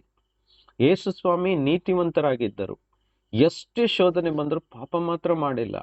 ಹಾಗಾಗಿ ಸೈತಾನನು ಎಷ್ಟು ಶೋಧಿಸಿದ್ರು, ಕೊನೆಗೆ ಶಿಲುಬೆಯ ಮೇಲೆ ಅವರಿಗೆ ಮರಣದ ದಂಡನೆಯನ್ನು ಕೊಟ್ಟರು ಸಹ ಯೇಸು ಅಲ್ಲಿ ಪ್ರಾಣ ಕಳೆದುಕೊಂಡ್ರು. ಸೋತಿದ್ದು ಯಾರು ಹೇಳಿ? ನೀತಿವಂತನಾದ ಯೇಸು ಸೋತಿದ್ದ ಅಥವಾ ಅನೀತಿವಂತನಾದ ಸೈತಾನ ಸೋತಿದ್ದ? ಇಡೀ ಲೋಕ ಅಂದ್ಕೊಳ್ತು ಯೇಸು ಕ್ರಿಸ್ತನ ಸೋತೋದ್ರು ಅಂತ. ಎಲ್ಲರೂ ಹೀಯಾಳಿಸಿದ್ರು. ಅಯ್ಯೋ, ಇಷ್ಟು ಜನರಿಗೆ ಗುಣಪಡಿಸಿದ ಆತನು ತನ್ನನ್ನೇ ಕಾಪಾಡಿಕೊಳ್ಳಿಕ್ಕೆ ಆಗುದಿಲ್ವಾ ಅಂತ ಹೇಳಿದ್ರು. ಆದ್ರೆ ಅವರಿಗೆ ಆತ್ಮಿಕ ವಿಷಯ ತಿಳಿಲಿಲ್ಲ. ಆತ್ಮ ಮಂಡಲದಲ್ಲಿ ದೊಡ್ಡ ಹೋರಾಟ ನಡೆಯಿತು. ಸೋತದ್ದು ಸೈತಾನನೇ, ಆತನ ತಲೆಯೇ ಜಜ್ಜಲ್ಪಡ್ತು ಶಿಲುಬೆ ಮೇಲೆ ಅನ್ನೋದು ಆತನಿಗೆ ಗೊತ್ತಾಗಿಲ್ಲ. ಆತನು ಎಲ್ಲ ಶರೀರದಲ್ಲಿ ಮಾಡ್ಲಿಕ್ಕೆ ಪ್ರಯತ್ನ ಪಟ್ಟ. ಅದಕ್ಕೋಸ್ಕರ ಶರೀರದಿಂದ ನಡೆದುಕೊಳ್ಳುವವರೆಲ್ಲರೂ ಮರಣಕ್ಕೆ ಈಡಾಗ್ತಾರೆ. ಅರ್ಥ ಮಾಡ್ಕೊಳ್ಳಿ, ಶರೀರದಿಂದ ನಡೆಸಿಕೊಳ್ಳುವವನು ಮರಣಕ್ಕೆ ಪಾತ್ರನಾಗ್ತಾನೆ. ಅದೇ ಆತ್ಮನಿಂದ ಪ್ರೇರಣೆಯನ್ನು ಹೊಂದಿ ಆತ್ಮ ಪ್ರೇರಣೆಯಿಂದ ನಡೆಸುವವನು ಜೀವವನ್ನು ಹೊಂದಿಕೊಳ್ತಾನೆ. ಅರ್ಥ ಆಗ್ತಾ ಇದೆಯಾ? ಆ ಜೀವ ನಮ್ಮೊಳಗಿರುವುದಾದರೆ ಪ್ರತಿ ಸಮಯದಲ್ಲಿ ಉತ್ಸಾಹ ತುಂಬಿ ತುಳುಕುತ್ತೆ. ಉತ್ಸಾಹ ಎಲ್ಲಿ ಕಡಿಮೆ ಆಗಿದೆಯೋ, ಬೇಸರ ಯಾವಾಗ ಜಾಸ್ತಿ ಆಗಿದೆಯೋ, ಪ್ರಾರ್ಥನೆ ಮಾಡುವ ಮನಸ್ಸು ಎಲ್ಲಿ ಇಲ್ಲವೋ, ಯೇಸುವನ್ನು ಆರಾಧಿಸಬೇಕೆನ್ನುವ ಮನಸ್ಸೇ ಇಲ್ಲವೋ, ಬಾಯಿಂದ ಕೆಟ್ಟ ಶಬ್ದಗಳು ಬರ್ಲಿಕ್ಕೆ ಆರಂಭವಾಗ್ತಿದೆಯೋ, ಮನಸ್ಸು ಗಲಿಬಿಲಿ, ಸಂಶಯ, ಗೊಂದಲಕ್ಕೆ ಒಳಪಟ್ಟಿದೆಯೋ ಅಂತ ಹೇಳಿದ್ರೆ ಅಲ್ಲಿ ದುರಾತ್ಮಗಳು ಬಂದು ನಮ್ಮನ್ನು ಆವರಿಸಿಕೊಂಡಿದೆ ಅಂತ ಅರ್ಥ. ಆ ಸಮಯದಲ್ಲಿ ಏನ್ ಬೇಕು ಗೊತ್ತುಂಟ? ಮೆಡಿಸಿನ್, ದೇವರ ವಾಕ್ಯ. ಇಮ್ಮಿಡಿಯೇಟ್ ಆಗಿ ದೇವರ ವಾಕ್ಯಗಳನ್ನು ತೆಗೆದು ಓಪನ್ ಮಾಡಿ ಶಬ್ದದಿಂದ ಓದ್ಲಿಕ್ಕೆ ಸ್ಟಾರ್ಟ್ ಮಾಡಬೇಕು. ಆ ಕತ್ತಿಯನ್ನು ಉಪಯೋಗಿಸ್ಲಿಕ್ಕೆ ಸ್ಟಾರ್ಟ್ ಮಾಡಬೇಕು. ಅಧಿಕಾರವನ್ನು ಉಪಯೋಗಿಸ್ಲಿಕ್ಕೆ ಸ್ಟಾರ್ಟ್ ಮಾಡಬೇಕು. ಅವುಗಳನ್ನೆಲ್ಲ ತುಳಿಬೇಕು. ಆಮೇನ್. ಭಯ ಪಡಬಾರ್ದು ತುಳಿಯುವಾಗ. ಯಾಕೆಂದ್ರೆ ನಮಗದು ಏನು ಹಾನಿ ಮಾಡುವುದಿಲ್ಲ, ರಿಟರ್ನ್ ಹೊಡೆಯೋದೇ ಇಲ್ಲ. ಇದು ಕ್ರಿಸ್ತನಲ್ಲಿರುವಂತ ಸ್ಪೆಷಾಲಿಟಿ. ಏನು? ಮುಂದಿರುವಂತ ದುರಾತ್ಮ ಸೈನ್ಯಗಳ ಆಯುಧಗಳು ನಮಗೆ ಯಾವ ಹಾನಿ ಮಾಡುವುದಿಲ್ಲ. ಯಾವಾಗ ನಾವು ಅವುಗಳನ್ನು ಹೊಡೆಯುವಾಗ ಅದು ನಮಗೆ ರಿಟರ್ನ್ ಹೊಡಿಲಿಕ್ಕೆ ಆಗುದಿಲ್ಲ ಅಂತ ಯೇಸು ಸ್ವಾಮಿ ಕನ್ಫರ್ಮ್ ಮಾಡಿದ್ದಾರೆ. ಅದನ್ನ ನಾವು ಹೊಡಿದೇ ಇದ್ರೆ ಅವು ನಮಗೆ ಅಟ್ಯಾಕ್ ಮಾಡ್ತದೆ. ಒಂದು ವೇಳೆ ನಾವು ಹೊಡೆದ್ರೆ ಅವುಗಳ ಯಾವ ಆಯುಧವು ಸಫಲವಾಗುವುದಿಲ್ಲ, ಹಾನಿ ಮಾಡುವುದೇ ಇಲ್ಲ ಅಂತ ಲೂಕ 10:19 ಕನ್ಫರ್ಮ್ ಮಾಡಿದ್ದಾರೆ. ಆಮೇನ್. ಹಾಗಾದ್ರೆ ಬೇಸರ, ನಿರುತ್ಸಾಹ, ಟೆನ್ಷನ್, ಡಿಪ್ರೆಷನ್, ಗೊಂದಲ ಮನಸ್ಸಿಗೆ ಆಗ್ತಾ ಇದೆ ಅಂದ್ರೆ ಅಲ್ಲಿ ದುರಾತ್ಮಗಳು ನಮ್ಮನ್ನು ಏನ್ ಮಾಡ್ತಾ ಇದೆ? ಅಟ್ಯಾಕ್ ಮಾಡ್ತಾ ಇದೆ, ಹೊಡಿತಾ ಇದೆ ಅಂತ ಅರ್ಥ. ಅದಕ್ಕೋಸ್ಕರ ಪ್ರತಿ ಸಮಯದಲ್ಲಿ ಪವಿತ್ರ ಆತ್ಮನ ಪ್ರೇರಣೆಯನ್ನು ಹೊಂದಿಕೊಂಡು ನಾವು ಜೀವಿಸ್ತಾ ಇರುವುದಾದ್ರೆ ಜಯ ನಮ್ಮದೇ. ಜಯ ನಮ್ಮದೇ. ನಾವು ಬಿಡುಗಡೆಯನ್ನು ಹೊಂದದೇ ಇದ್ರೆ ಬೇರೆಯವ್ರನ್ನ ಹೇಗೆ ನಾವು ಬಿಡುಗಡೆಗೊಳಿಸೋದು? ಇದನ್ನು ನಾವು ಇವತ್ತು ನಂಬುವ. ಜಯ ನಮ್ಮದೇ. ನಾವು ಬಿಡುಗಡೆಯನ್ನು ಹೊಂದ್ತಾ ನಾವು ದೇವರ ರಾಜ್ಯಕ್ಕೋಸ್ಕರ, ನಮ್ಮ ಜೀವಿತಗೋಸ್ಕರ, ನಮ್ಮ ಕುಟುಂಬಕ್ಕೋಸ್ಕರ, ಇನ್ನು ಅನೇಕರಿಗೋಸ್ಕರ ನಾವು ಹೋರಾಡುತ್ತಾ ಜಯವನ್ನು ಸಾಧಿಸಿ ನಾವು ಜಯಶಾಲಿಗಳಾಗುವೆವು. ಅದಕ್ಕೆ ವಾಕ್ಯ ಹೇಳ್ತದೆ, ಕ್ರಿಸ್ತನಲ್ಲಿರುವವರೆಲ್ಲರೂ ಜಯಶಾಲಿಗಳು ಅಂತ. ಆಮೇನ್. ನಾವು ಜಯಶಾಲಿಗಳು ಮಾತ್ರ ಅಲ್ಲ, ಕ್ರಿಸ್ತನಲ್ಲಿರುವವರೆಲ್ಲರೂ ಜಯಶಾಲಿಗಳಿಗಿಂತ ಹೆಚ್ಚಿನವರು. ವಾವ್, ನಾವು ಹೆಚ್ಚಿನವರು. ಇದನ್ನ ಅರ್ಥ ಮಾಡ್ಕೊಂಡು ನಾವು ಹೋರಾಡ್ಬೇಕು. ಇವತ್ತಿಂದ ಧೈರ್ಯ ಪಡ್ಕೊಳ್ಳಿ. ಎಲ್ಲವೂ ಸಾಧ್ಯವಾಗುತ್ತೆ. ಅಸಾಧ್ಯ ಅನ್ನೋದು ಒಂದು ಇಲ್ಲ ಅಂತ ಯೇಸು ಸ್ವಾಮಿ ಪ್ರಮಾಣ ಮಾಡಿದ್ದಾರೆ. ಇದೇ ವಾಕ್ಯ, ಇದೇ ಜೀವ, ಇದು ನಡೆಯುತ್ತೆ. ಗುಡ್ಡಗಳು ಕಿತ್ತು ಹೋಗುತ್ತೆ. ಸಂಶಯವು ನಮ್ಮೊಳಗಿಂದ, ಸಂಶಯ ಎಂಬ ರೋಗವನ್ನು ನಮ್ಮೊಳಗಿಂದ ತೆಗೆದು ಹಾಕೋಣ. ವಾಕ್ಯಕ್ಕೆ ಪ್ರಾಧಾನ್ಯತೆಯನ್ನು ಕೊಡೋಣ. Amen, amen. Praise the Lord. Amen. Hallelujah. Hallelujah. Okay, so ಹಾಗಾಗಿ ಪವಿತ್ರಾತ್ಮನ ಪ್ರೇರಣೆಯಿಂದ ನಾವು ಬದುಕುವವರಾಗಬೇಕು, ಜೀವಿಸುವವರಾಗಬೇಕು. ಆ ಜೀವ ನಾವು ಹೊಸದಾಗಿ ಹುಟ್ಟಿದ್ದೇವೆ ಎಂಬುದಕ್ಕೆ ಒಂದು ಅರ್ಥ ನಾವು ಇನ್ನು ಮೇಲಿಂದ ಕೊಡಬೇಕು. ಆಗ್ತಾ ಇಲ್ವಾ ಶರೀರದಲ್ಲಿ ಏನು ಮಾಡ್ಲಿಕ್ಕೆ? ದೇವರ ವಾಕ್ಯ ಮುಂದಿಟ್ಕೊಂಡು ಓದ್ತಾ ಹೋಗ್ಬೇಕು, ಜೋರಾಗಿ ಓದ್ತಾ ಹೋಗ್ಬೇಕು, ಜೋರಾಗಿ ಹೇಳ್ತಾ ಹೋಗ್ಬೇಕು. ಆರಾಧನೆ ಗೀತೆಗಳನ್ನು ಮುಂದ್ಗಡೆ ಇಟ್ಕೊಂಡು ಜೋರಾಗಿ ಆರಾಧಿಸ್ತಾ ಹೋಗ್ಬೇಕು. ಕೆಲವೊಂದು ಸಮಯ ಮಾತ್ರವಲ್ಲ, ಹೆಚ್ಚೆಚ್ಚಾಗಿ ಸಮಯವನ್ನು ಕೊಡ್ತಾ ಹೋದ ಹಾಗೆ ಒಳಗಿರುವಂತ ನಿರುತ್ಸಾಹಗಳೆಲ್ಲವೂ ಆಟೋಮೆಟಿಕ್ ಆಗಿ ಮಾಯವಾಗ್ತಾ ಹೋಗುತ್ತೆ. ಈ ರೀತಿ ನಾವು ಹೊಸ ಸೃಷ್ಟಿಯ ಅನುಭವವನ್ನು ಮಾಡಲಿಕ್ಕೆ ಸಾಧ್ಯವಾಗುತ್ತೆ. ಇನ್ನೊಂದು ವಾಕ್ಯವನ್ನು ಓದುವ. ರೋಮಪುರದವರಿಗೆ ಬರೆದ ಪತ್ರ 12ನೇ ಅಧ್ಯಾಯ, ರೋಮನ್ಸ್ ಚಾಪ್ಟರ್ 12 ವರ್ಸ್ ನಂಬರ್ 2.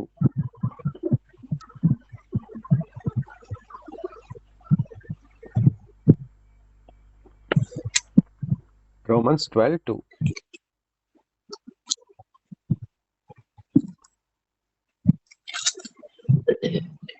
ಇಹಲೋಕದ ನಡವಳಿಕೆಯನ್ನು ಅನುಸರಿಸದೆ ನೂತನ ಮನಸ್ಸನ್ನು ಹೊಂದಿಕೊಂಡು ಪರಲೋಕ ಭಾವದವರಾಗಿರಿ. ಹೀಗಾದರೆ ದೇವರ ಚಿತ್ತಕ್ಕನುಸಾರವಾದದ್ದು, ಅಂದರೆ ಉತ್ತಮವಾದದ್ದು, ಮೆಚ್ಚುಗೆಯಾದದ್ದು, ದೋಷವಿಲ್ಲದ್ದು ಯಾವದೆಂದು ವಿವೇಚಿಸಿ ತಿಳುಕೊಳ್ಳುವಿರಿ. ನೋಡಿ, ಇವತ್ತು ನಮಗೆ ವಿವೇಚಿಸ್ಲಿಕ್ಕೆ ಆಗ್ತಾ ಇಲ್ಲ. ಸರಿ ಯಾವುದು, ತಪ್ಪು ಯಾವುದು ಅನ್ನೋದನ್ನು ಕಂಡುಹಿಡಿಲಿಕ್ಕೆ ತುಂಬಾ ಕಷ್ಟ ಆಗುತ್ತಲ್ವಾ? ಕೆಲವೊಮ್ಮೆ ಬೇರೆಯವ್ರ ಸಹಾಯ ಕೇಳ್ತೀವಿ, ಕೌನ್ಸಿಲಿಂಗ್ ಮಾಡ್ಕೊಳ್ತೀವಿ, ಬೇರೆಯವ್ರ ಹತ್ರ ಪ್ರೇಯರ್ ಮಾಡ್ಕೊಳ್ತೀವಿ, ಎಲ್ಲ ಒಳ್ಳೇದೇ, ಏನ್ ತೊಂದರೆ ಇಲ್ಲ, ಸಹಾಯ ತಗೊಳ್ಕೊಳ್ಬೇಕು. ಆದ್ರೆ ನಾವು ಯಾವಾಗ ಬೆಳೆದು ದೊಡ್ಡದಾಗುವುದು ಎಂಬುದೇ ಪ್ರಶ್ನೆ ಆಗಿದೆ ಇಲ್ಲಿ. ಯಾಕೆ ವಾಕ್ಯ ಹೇಳ್ತದೆ, ಇಹಲೋಕದ ನಡವಳಿಕೆಯನ್ನು ಅನುಸರಿಸದೆ. ನೋಡಿ, ಅಷ್ಟು ಸುಲಭವಾಗಿ ಇದನ್ನು ಬಿಟ್ಕೊಳ್ಲಿಕ್ಕೆ ಆಗುದಿಲ್ಲ. ಹೊಸ ಮನಸ್ಸನ್ನು ಹೊಂದಿಕೊಂಡು ಪರಲೋಕ ಭಾವದವರಾಗಿರಿ. ಈ ಹೊಸ ಮನಸ್ಸು ಏನೆಂಬುದನ್ನು ನಾವು ಅರ್ಥ ಮಾಡಿಕೊಂಡ್ರೆ ಮಾತ್ರ ಇದರ ಭಾವದವರಾಗಿ ನಾವು ಜೀವಿಸ್ಲಿಕ್ಕೆ ಆಗ್ತದೆ. ಹೊಸ ಮನಸ್ಸನ್ನು ಅಂತ ಹೇಳಿದ್ರೆ ಏನು? ಪವಿತ್ರಾತ್ಮದಿಂದ ಹುಟ್ಟಿದವರೆಲ್ಲರೂ ಕ್ರಿಸ್ತನಲ್ಲಿ ನೂತನ ಸೃಷ್ಟಿಯಾಗಿದ್ದಾರೆ. ಹೌದಾ? ಹಾಗಾದ್ರೆ ನೂತನವಾಗಿ ಹುಟ್ಟಿದಂತ ಆತ್ಮಕ್ಕೆ ಅದರ ಆಹಾರವನ್ನು ನಾವು ಕೊಡುತ್ತಾ ಹೋದಷ್ಟು ಆ ಮನಸ್ಸು ಹೊಸದಾಗ್ತಾ ಹೋಗ್ತದೆ. ಇವತ್ತು ನಮ್ಮ ಆತ್ಮ ಬಲಗೊಳ್ಳದೆ ಇರ್ಲಿಕ್ಕೆ ನಂಬರ್ 1 ಕಾರಣ ಏನು ಗೊತ್ತುಂಟಾ? ನಮ್ಮ ಶರೀರ ತುಂಬಾ ಬಲಗೊಳ್ತಾ ಇದೆ. ಯಾಕೆ? ಶರೀರಕ್ಕೆ ಬೇಕಾಗಿರುವಂತ ಪ್ರತಿಯೊಂದನ್ನು ನಾವು ಕೊಡ್ತಾ ಹೋಗ್ತೀವಿ. ಶರೀರಕ್ಕೆ ಹೊಟ್ಟೆ ಅನ್ನೋದಿದೆ, ಅದಕ್ಕೆ ಬೇಕಾಗಿರುವಂತ ಸೇವನೆಗೆ ಬೇಕಾಗಿರುವಂತ ಪ್ರತಿಯೊಂದು ಆಹಾರವನ್ನು, ಆಸೆ ಪಡುವಂತ ಎಲ್ಲಾ ಟೇಸ್ಟಿ ಉಳ್ಳ ಪದಾರ್ಥಗಳನ್ನು ನಾವು ಕೊಡ್ತಾ ಹೋಗ್ತೀವಿ. ಅದೇ ಡಾಕ್ಟರ್ ಹೇಳಿದಾಗ ಸ್ವಲ್ಪ ಡಯಟ್ ಮಾಡ್ತೀವಿ. ಹೌದಾ? ಅದೇ ರೀತಿ ಕಣ್ಣಿಗೆ ಸಂತೋಷವನ್ನು ಪಡಿಸುವಂಥದ್ದೆಲ್ಲ ಕಣ್ಣಿನಿಂದ ಉಣಿಸ್ತೀವಿ. ಅದೇ ರೀತಿ ಕಿವಿಗೆ ಸಂತೋಷ ಪಡಿಸುವಂಥದ್ದೆಲ್ಲವನ್ನು ಕಿವಿಯಿಂದ ಒಳಗಡೆ ಕೊಡ್ತೀವಿ. ಹೌದಾ? ಆದರೆ ಆತ್ಮ ಅನ್ನೋದು ಹೊಸದಾಗಿ ಉಟ್ಕೊಂಡು ಅಲ್ಲೇ ಇನ್ನು ಬೆಳೆಯದಂತೆ ಹಾಗೆ ಚಿಕ್ಕವರಾಗಿ ಉಳ್ಕೊಂಡು ಬಿಡ್ತದೆ. ಅದಕ್ಕಾಗಿ ಅದನ್ನು ಬೆಳೆಸ್ಲಿಕ್ಕೋಸ್ಕರ ಏನ್ ಮಾಡ್ಬೇಕು? ಅದನ್ನು ಬೆಳೆಸ್ಲಿಕ್ಕೋಸ್ಕರ ನಾವು ಅದಕ್ಕೆ ಬೇಕಾಗಿರುವಂತ ಆಹಾರವನ್ನು ಹೆಚ್ಚೆಚ್ಚಾಗಿ ಸೇವಿಸ್ಲಿಕ್ಕೆ ಕೊಡ್ಬೇಕು. ಆತ್ಮನ ಆಹಾರ ಏನಾಗಿದೆ? ದೇವರ ವಾಕ್ಯವಾಗಿದೆ. ಅದಕ್ಕೆ ಯೇಸು ಹೇಳಿದ್ದು, ನನ್ನ ವಾಕ್ಯ ಜೀವವು ಆತ್ಮವೂ ಆಗಿದೆ. ಹಾಗಾದ್ರೆ ದೇವರ ವಾಕ್ಯ ಆತ್ಮವಾಗಿದೆ. ಹಾಗಾದ್ರೆ ಆತ್ಮನ ಆಹಾರ ದೇವರ ವಾಕ್ಯವಾಗಿದೆ. ದೇವರ ವಾಕ್ಯ ನಮ್ಮಲ್ಲಿ ಸಮೃದ್ಧಿಯಾಗಿ ಇರಲಿ ಅಂತ ನಮಗೆ ಕಳಿಸ್ಕೊಡ್ತದೆ. ನಾವೆಷ್ಟು ಊಟ ಮಾಡ್ತೀವಿ ಅಂತ ಹೇಳಿದ್ರೆ, ಬಟ್ಲು ತುಂಬಾ ಅನ್ನವನ್ನು, ಸಾರನ್ನು, ಪಲ್ಯನ ಹಾಕೊಂಡು ಫುಲ್ಲಾಗಿ ಊಟ ಮಾಡ್ತೀವಿ. ಅದೇ ಆತ್ಮನಿಗೆ ಒಂದು ಬಟ್ಲನ್ನು ಇಟ್ಕೊಳ್ತೀವಿ ಅಂತ ತಿಳ್ಕೊಳ್ಳೋಣ. ಅದರಲ್ಲಿ ಸ್ವಲ್ಪ ಅನ್ನ ಮತ್ತೆ ಸ್ವಲ್ಪ ಪಲ್ಯನ ಹಾಕ್ತೀವಿ. ನಮ್ಮ ಮುಂದೆ 2 ಬಟ್ಲೆ ಇರ್ತದೆ ಯಾವಾಗ್ಲೂ, ಅಂದ್ರೆ ಪ್ಲೇಟ್ಗಳಿರ್ತವೆ. ಸೊ ಒಂದು ಪ್ಲೇಟಲ್ಲಿ ಫುಲ್ ಮೃಷ್ಟಾನ್ನ ಭೋಜನ ಇರ್ತದೆ, ಅದು ಶರೀರಕ್ಕೆ. ಇನ್ನೊಂದು ಪ್ಲೇಟಲ್ಲಿ ಸ್ವಲ್ಪ ರೈಸು, ಸ್ವಲ್ಪ ಪಲ್ಯ. ಅದು ಯಾರಿಗೆ? ಒಳಗಿರುವವರಿಗೆ, ಒಳಗೆ ಆತ್ಮ ಇದ್ದಾರಲ್ಲ ಅವರಿಗೆ. ನೋಡಿ, ಇದನ್ನು ನೋಡುವಾಗ ನಮಗೆ ಅರ್ಥ ಆಗ್ತದೆ ನಾವು ಎಲ್ಲಿದ್ದೇವೆ ಅಂತ, ನಮ್ಮ ಲೆವೆಲ್ ಎಲ್ಲಿದ್ದೇವೆ ಅಂತ. ಅದಕ್ಕೋಸ್ಕರ ವಾಕ್ಯ ಹೇಳ್ತದೆ, ಹಗಲು ರಾತ್ರಿ ಏನ್ ಹೇಳ್ತದೆ? ಹಗಲು ರಾತ್ರಿ ಊಟ ಮಾಡ್ಬೇಕಂತೆ. ನಮ್ಮ ಶರೀರಕ್ಕೆ ಹಗಲು ರಾತ್ರಿ ಊಟ ಮಾಡ್ಬೇಕಂತಿಲ್ಲ, ಬೆಳಿಗ್ಗೆ, ಮಧ್ಯಾಹ್ನ, ಸಂಜೆ, ಮತ್ತೆ ಮಧ್ಯೆ ಎಲ್ಲಾದ್ರೂ ಸ್ವಲ್ಪ. ಆದ್ರೆ ಆತ್ಮಕ್ಕೆ ಹಗಲು ರಾತ್ರಿ ಊಟ ಮಾಡಿಸ್ಬೇಕಂತೆ. ಕೀರ್ತನೆ 1:3 ಹೇಳ್ತದೆ ಅಲ್ವಾ? ಆವಾಗ ಅವನು ಮಾಡುವ ಕೆಲಸದಲ್ಲಿ ಎಲ್ಲ ಪ್ರಗತಿಯನ್ನು ಹೊಂದಿಕೊಳ್ಳುವನು, ಯಶಸ್ಸನ್ನು ಹೊಂದಿಕೊಳ್ಳುವನು ಅಂತ ಬರೆಯಲ್ಪಟ್ಟಿದೆ. ಹಗಲು ರಾತ್ರಿ ಊಟ ಮಾಡಬೇಕು, ಹಗಲು ರಾತ್ರಿ ಅದನ್ನು ಸೇವಿಸಬೇಕು, ಹಗಲು ರಾತ್ರಿ ಅದರಲ್ಲಿ ಧ್ಯಾನಿಸಬೇಕು, ಹಗಲು ರಾತ್ರಿ ಅದನ್ನು ಹೇಳ್ತಾ ಇರಬೇಕು. Praise the Lord. ಅದು ಜೀವವನ್ನು ಪಡೆದುಕೊಳ್ತದೆ, ಬಲದಿಂದ ತುಂಬುತ್ತದೆ, ಉತ್ಸಾಹವನ್ನು ಕೊಡುತ್ತದೆ, ಧೈರ್ಯ ಕೊಡುತ್ತದೆ, ಎಲ್ಲಕ್ಕಿಂತ ಹೆಚ್ಚಾಗಿ ನಂಬಿಕೆಯನ್ನು ಕೊಡುತ್ತದೆ. ನಂಬಿಕೆಯಿಂದ ನಾವು ದೇವರನ್ನು ಮೆಚ್ಚಿಸಬಹುದು. ಕ್ರಿಸ್ತನ ವಾಕ್ಯ ನಾವು ಕೇಳ್ತಾ ಹೋದ ಹಾಗೆ ನಮ್ಮಲ್ಲಿ ನಂಬಿಕೆ ಹೆಚ್ಚಾಗ್ತಾ ಹೋಗ್ತದೆ ಅಂತ ವಾಕ್ಯ ಹೇಳ್ತದೆ. ಯಾವಾಗ ನಮ್ಮ ನಂಬಿಕೆ, ನಮ್ಮ ಭರವಸೆ ಹೆಚ್ಚಾಗ್ತದೆಯೋ ಅಷ್ಟು ನಾವು ದೇವರಿಗೆ ಮೆಚ್ಚುವಂತ ಕೆಲಸಗಳನ್ನು ಮಾಡಲಿಕ್ಕೆ ಆರಂಭಿಸ್ತೀವಿ. ವಾಕ್ಯನೇ ನಾವು ಊಟ ಮಾಡದೇ ಇದ್ರೆ ನಮ್ಮ ನಂಬಿಕೆ ಹೆಚ್ಚಾಗಲ್ಲ, ದೇವರಿಗೆ ನಾವು ಮೆಚ್ಚುಗೆ ಆಗಿರುವಂತ ಕೆಲಸಗಳನ್ನು ಮಾಡಲಿಕ್ಕೆ ಆಗೋದಿಲ್ಲ. ಆವಾಗ ಏನಾಗ್ತದೆ? ಶರೀರ ಬೆಳ್ಕೊಂಡ್ಬಿಡ್ತದೆ. ಶರೀರ ಏನ್ ಮಾಡ್ತದೆ? ಶರೀರಕ್ಕೆ ಮೆಚ್ಚುಗೆ ಆಗುವಂತ ಕೆಲಸಗಳನ್ನು ಮಾಡ್ತದೆ. ಅದೇನದು? ಇಹಲೋಕದ ನಡವಳಿಕೆ. ಇವಾಗ ಅರ್ಥ ಆಗ್ತಿದೆಯಲ್ಲ? ಇಹದ ನಡವಳಿಕೆ ಎಲ್ಲ ಶರೀರಕ್ಕೆ ಇಷ್ಟ, ಅವನ್ನೇ ಹಚ್ಕೊಳ್ತೀವಿ, ಅವನ್ನೇ ಏನ್ ಮಾಡ್ತೀವಿ? ಅನುಭವಿಸ್ತಾ ಇರ್ತೀವಿ. ಆವಾಗ ನಮ್ಮ ಆತ್ಮ ಕುಗ್ಗಿ ಹೋಗ್ಲಿಕ್ಕೆ ಆರಂಭಿಸ್ತದೆ. Price the lord. ಅದಕ್ಕೋಸ್ಕರ ನೂತನ ಮನಸ್ಸನ್ನು ಹೊಂದಿಕೊಂಡವರಾದ ನಾವೆಲ್ಲರೂ ಪರಲೋಕದ ಭಾವದವರಾಗಿರ್ಬೇಕು. ಪರಲೋಕದ ಭಾವದವರು ಯಾವಾಗಲೂ ದೇವರನ್ನು ಸ್ತುತಿಸ್ಬೇಕು, ಆರಾಧಿಸ್ಬೇಕು. ಅವ್ರನ್ನ ಬಿಟ್ಟು ಬೇರೆ ಏನು ಮಾಡಬಾರ್ದು. ನಾವು ಕೆಲಸ ಮಾಡುವಾಗ, ಕೂತ್ಕೊಳ್ಳುವಾಗ, ಊಟ ಮಾಡುವಾಗ, ಮಲಗುವಾಗ, ಎಲ್ಲ ಸಮಯದಲ್ಲೂ ದೇವರ ನೆನಪಿನಲ್ಲಿ, ಆತನ ವಾಕ್ಯದ ಧ್ಯಾನದಲ್ಲಿ ಮಗ್ನರಾಗಿ ಜೀವಿಸಬೇಕು. ಅದೇ ದೇವರ ಮಕ್ಕಳ ಸ್ವಭಾವ, ಅದೇ ಹೊಸದಾಗಿ ಹುಟ್ಟುವ ಅರ್ಥ. ಹೊಸದಾಗಿ ಹುಟ್ಟುವ ಅರ್ಥವೇ ಅದಾಗಿದೆ. Amen. Praise the Lord, praise the Lord, praise the Lord, praise the Lord. ನಾಯಿಯಿಂದ ಹುಟ್ಟುವುದು ನಾಯಿಯ ಮರಿಗಳು, ಕುರಿಯಿಂದ ಹುಟ್ಟುವುದು ಕುರಿಯ ಮರಿಗಳು. ಹೌದಾ? ಸೊ ಎರಡು ಸ್ವಭಾವದಲ್ಲಿ ವ್ಯತ್ಯಾಸಗಳುಂಟು. ನಾಯಿಯಿಂದ ಕುರಿ ಮರಿ ಯಾವಾಗಲೂ ಹುಟ್ಟಲಿಕ್ಕೆ ಸಾಧ್ಯವಿಲ್ಲ, ಅದೇ ರೀತಿಯಾಗಿ ಕುರಿಯಿಂದ ನಾಯಿ ಮರಿ ಹುಟ್ಟಲಿಕ್ಕೆ ಸಾಧ್ಯವಿಲ್ಲ. ಶರೀರದಿಂದ ಹುಟ್ಟಿದ್ದು ಶರೀರದ ಸ್ವಭಾವದಲ್ಲೇ ನಡೀತಾ ಇರ್ತದೆ. ಆದರೆ ಆತ್ಮದಲ್ಲಿ ಹುಟ್ಟಿದ್ದು ಆತ್ಮದ ಸ್ವಭಾವಗಳಾದ ಪ್ರೀತಿ, ಮಮತೆ, ವಾತ್ಸಲ್ಯ, ನಮ್ರತೆ, ದಯೆ, ನಂಬಿಕೆ, ಪ್ರೀತಿ ಇವೆಲ್ಲ ಸ್ವಭಾವವನ್ನು ತೋರಿಸುತ್ತಾ ದೇವರ ರಾಜ್ಯಕ್ಕೆ ಬಹಳ ಫಲವನ್ನು ಕೊಡ್ತಾ ಇರ್ತದೆ. ಆಮೇನ್. ಸೊ ಈ ರೀತಿಯಾಗಿ ದೇವರ ವಾಕ್ಯದ ಬಲ ನಮ್ಮೊಳಗೆ ಏನ್ ಮಾಡಬೇಕು? ಹೆಚ್ಚಿಸ್ಬೇಕು. ದೇವರ ವಾಕ್ಯವನ್ನು ತುಂಬಿ ತುಂಬಿ ತುಂಬಿ ತುಂಬಿ ತುಂಬಿ ನಮ್ಮೊಳಗೆ ಬಲವನ್ನು ಹೆಚ್ಚಿಸ್ಕೊಳ್ಬೇಕು. ಆವಾಗ ಪವಿತ್ರ ಆತ್ಮನು ನಮ್ಮೊಳಗೆ ಬಲವಾಗಿ ಇದ್ದು ನಮ್ಮ ಶರೀರವನ್ನು ನಮ್ಮ ಆತ್ಮದ ಅಧೀನಕ್ಕೆ ಕೊಡ್ತಾರೆ. ಅಂದ್ರೆ ನಮ್ಮ ಆತ್ಮ ಹೇಳಿದಾಗೆ ನಮ್ಮ ಶರೀರ ಕೇಳ್ತದೆ. ಆದ್ರೆ ಇವತ್ತು ನೋಡಿ, ಯಾರು ಜಾಸ್ತಿ ಕೇಳ್ತಾರೆ? ನಮ್ಮ ಶರೀರನೇ ಜಾಸ್ತಿ ಕೆಲಸ ಮಾಡ್ತದೆ. ನಮ್ಮ ಶರೀರ ಹೇಳಿದಾಗೆ ಆತ್ಮ ಕೇಳ್ತದೆ. ಅದೇ ಪರಿಸ್ಥಿತಿಯಲ್ಲಿ ನಾವಿದ್ದೇವೆ. ಅದಕ್ಕೆ ಅದ್ಭುತಗಳು, ಬದಲಾವಣೆಗಳು ನಮ್ಮ ಜೀವಿತದಲ್ಲಿ ಕಂಡು ಬರಲ್ಲ. ಆದ್ರೆ ನಮ್ಮ ಆತ್ಮ ಹೇಳಿದಾಗೆ ಶರೀರ ಕೇಳಬೇಕು. ನಾಳೆ ಫಾಸ್ಟಿಂಗ್ ಇಡಬೇಕು ಅಂತ ಆತ್ಮ ಹೇಳಿದ್ರೆ ನಾಳೆ ಫಾಸ್ಟಿಂಗ್ ಇಡಬೇಕು. ಹೌದಾ? ನಾಳೆ ಫಾಸ್ಟಿಂಗ್ ಇಡಬೇಕಂತ ಆತ್ಮ ಹೇಳಿದ್ರು ಸಹ ಶರೀರ ಕೇಳಲ್ಲ. ಬೆಳಿಗ್ಗೆ ಎದ್ದು ಚೆನ್ನಾಗಿ ನಾವು ಬ್ರೇಕ್ಫಾಸ್ಟ್ ಮಾಡಿಬಿಡ್ತೀವಿ. ಹೌದಲ್ವಾ? ಸೊ ಆತ್ಮನ ಪ್ರೇರಣೆಯನ್ನು ಪದೇ ಪದೇ ಕೇಳಿಸ್ಕೊಂಡು ಅದೇ ರೀತಿ ನಡೆದುಕೊಳ್ತಾ ಹೋದ್ರೆ ಆತ್ಮನ ಇನ್ನೆಚ್ಚೆಚ್ಚಾಗಿ ಮಾತಾಡ್ತಾ ಹೋಗ್ತಾರೆ. ಮನಸ್ಸು ಹೊಸದಾಗ್ತಾ ಹೋಗ್ತದೆ. ಪ್ರಪಂಚದ ಆಸೆ ಪಾಸೆಗಳೆಲ್ಲವೂ ದೂರ ಆಗ್ತಾ ಹೋಗ್ತದೆ. ಆವಾಗ ಹೀಗೆ ವಾಕ್ಯ ಹೇಳ್ತದೆ, ಹೀಗೆ ಮಾಡಿದಾಗ ದೇವರ ಚಿತ್ತಕ್ಕನುಸಾರವಾದದ್ದು ಯಾವುದು, ಅಂದರೆ ಉತ್ತಮವಾದದ್ದು ಯಾವುದು, ಮೆಚ್ಚುಗೆ ಆದದ್ದು ಯಾವುದು, ದೋಷವಿಲ್ಲದಂಥದ್ದು ಯಾವುದು, ಪರಿಶುದ್ಧದ್ದು ಯಾವುದು, ಸರಿಯಾದದ್ದು ಯಾವುದು ಎನ್ನುವುದು ನಾವು ವಿವೇಚಿಸಿ ತಿಳಿದುಕೊಳ್ಳಿಕ್ಕೆ ಆರಂಭಿಸ್ತೇವೆ. ದೇವರ ಚಿತ್ತ ಏನಂತ ತಿಳಿತದೆ. ನಮ್ಮ ಕುಟುಂಬಗೋಸ್ಕರ, ನಮ್ಮ ಬಾಳಿಗೋಸ್ಕರ, ನಮ್ಮ ಭವಿಷ್ಯಕ್ಕೋಸ್ಕರ, ನಮ್ಮ ಮಕ್ಕಳಿಗೋಸ್ಕರ, ನಮ್ಮ ಕೆಲಸಕ್ಕೋಸ್ಕರ, ಎಲ್ಲ ಸಂಗತಿಯಲ್ಲಿ ನಾವು ಒಳ್ಳೇದ್ಯಾವುದು, ಕೆಟ್ಟದ್ಯಾವುದು ಅನ್ನೋದು ನಮಗೆ ಒಳಗಿರುವ ಆತ್ಮವು ತಿಳಿಸ್ಕೊಡ್ತಾ ಹೋಗ್ತಾರೆ. ಯಾಕೆ? ನಾವು ಹೊಸದಾಗಿ ಹುಟ್ಟಿ ಹೊಸ ಮನಸ್ಸನ್ನು ಒಳಗೆ ಇಟ್ಕೊಂಡಿದವರಾಗಿದ್ದೇವೆ. ಆಮೇನ್, ಆಮೇನ್. ಎಲ್ಲರೂ ಇದ್ದೀರಾ? Praise the Lord. ಕರ್ತನ ನಾಮಕ್ಕೆ ಸ್ತೋತ್ರವಾಗಲಿ. ಕೊನೆಗೆ ಒಂದೆರಡು ವಾಕ್ಯವನ್ನು ಓದುವ. ಗಲಾತಿಯವರಿಗೆ ಬರೆದ ಪತ್ರ 5:1. Galati 5:1. Galati 5:1. Thank you Jesus. Galatians 5:5 verse number 1.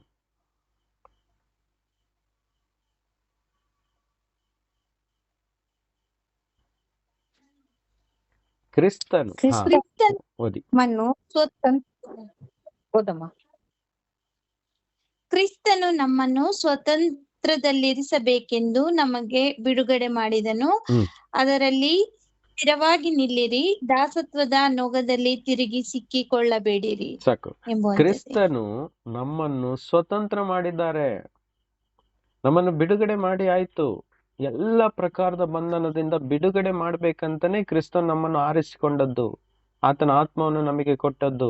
ಆತ ನಮಗೋಸ್ಕರ ಕಾಲ್ವಾರಿ ಶಿಲುಬೆ ಮೇಲೆ ಪ್ರಾಣ ತ್ಯಾಗ ಮಾಡಿದ್ದು, ನಮಗೋಸ್ಕರ ರಕ್ತ ಸುರಿಸಿದ್ದು, ನಮ್ಮನ್ನು ರೋಗದಿಂದ ಬಿಡುಗಡೆ ಮಾಡ್ಬೇಕಂತ ರೋಗ ಸೌಖ್ಯವನ್ನು ಕೊಟ್ಟಿದ್ದು, ನಿತ್ಯ ಜೀವವನ್ನು ಕೊಟ್ಟಿದ್ದು, ಪವಿತ್ರಾತ್ಮನನ್ನು ಕೊಟ್ಟಿದ್ದು. ಯಾಕೆ? ನಾವು ಕ್ರಿಸ್ತನಲ್ಲಿ ಸ್ವತಂತ್ರವಾಗಿ ಬಿಡುಗಡೆಯುಳ್ಳ ಸಮಾಧಾನವಾದ ಜೀವಿತವನ್ನು ಜೀವಿಸಬೇಕು ಅಂತ ಕ್ರಿಸ್ತನು ಶಿಲುಬೆ ಮೇಲೆ ಬಲಿಯಾದದ್ದು. ಪುನಃ ನಾವು ಈ ಲೋಕದ ದಾಸತ್ವದಲ್ಲಿ ಸಿಕ್ಕಿಕೊಳ್ಳಬಾರದು. ಆಮೇನ್.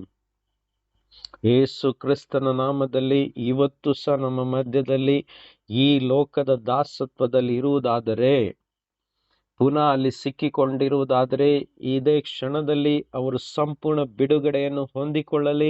ಯೇಸು ಕ್ರಿಸ್ತನ ವಾಕ್ಯದ ಪ್ರಕಾರ ಅವರ ಜೀವಿತದಲ್ಲಿ ಆವರಿಸಿಕೊಂಡಿರುವಂತ ಸಕಲ ವೈರ್ಯ ಬಲವನ್ನು ಯೇಸುವಿನ ನಾಮದಲ್ಲಿ ನಾವು ತುಳಿಯುವವರಾಗಿದ್ದೇವೆ.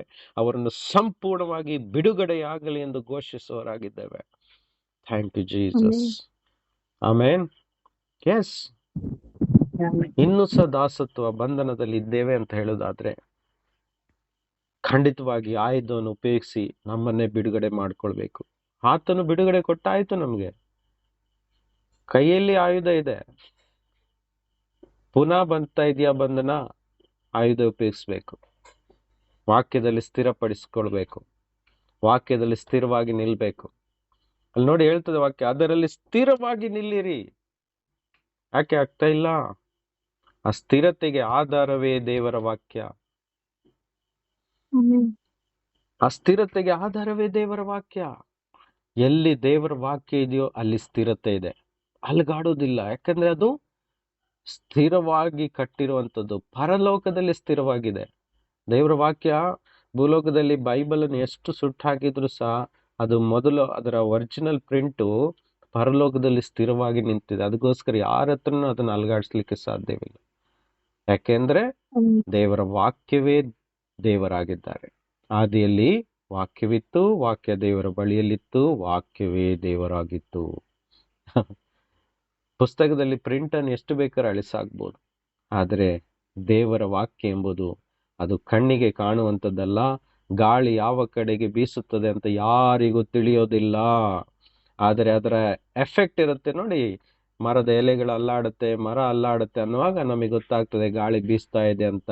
ಅದೇ ರೀತಿ ದೇವರ ವಾಕ್ಯ ಹೇಗೆ ಬರುತ್ತೆ, ಎಲ್ಲಿ ಹೋಗುತ್ತೆ, ಏನು ಮಾಡುತ್ತೆ ಅಂತ ಈ ಲೋಕಕ್ಕೆ ಅರ್ಥ ಆಗುವುದಿಲ್ಲ.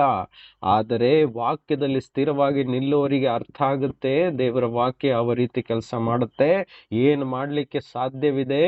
ಇಡೀ ಭೂಲೋಕವನ್ನು, ಪ್ರಪಂಚವನ್ನು, ಆಕಾಶ ಮಂಡಲವನ್ನು, ಸೂರ್ಯ ಚಂದ್ರ ನಕ್ಷತ್ರಗಳನ್ನು, ಸಕಲ ಸೃಷ್ಟಿ, ಮಾನವ ಜಾತಿ, ಪ್ರಾಣಿ ಪಕ್ಷಿಯನ್ನು ಸೃಷ್ಟಿ ಮಾಡಿದ್ದು ಕೇವಲ ದೇವರ ವಾಕ್ಯದಿಂದನೇ ಆಗಿದೆ ಅನ್ನೋದು ನಮಗೆ ತಿಳಿದಿದೆ. ಆ ವಾಕ್ಯದಲ್ಲಿ ಸ್ಥಿರವಾಗಿರಿ.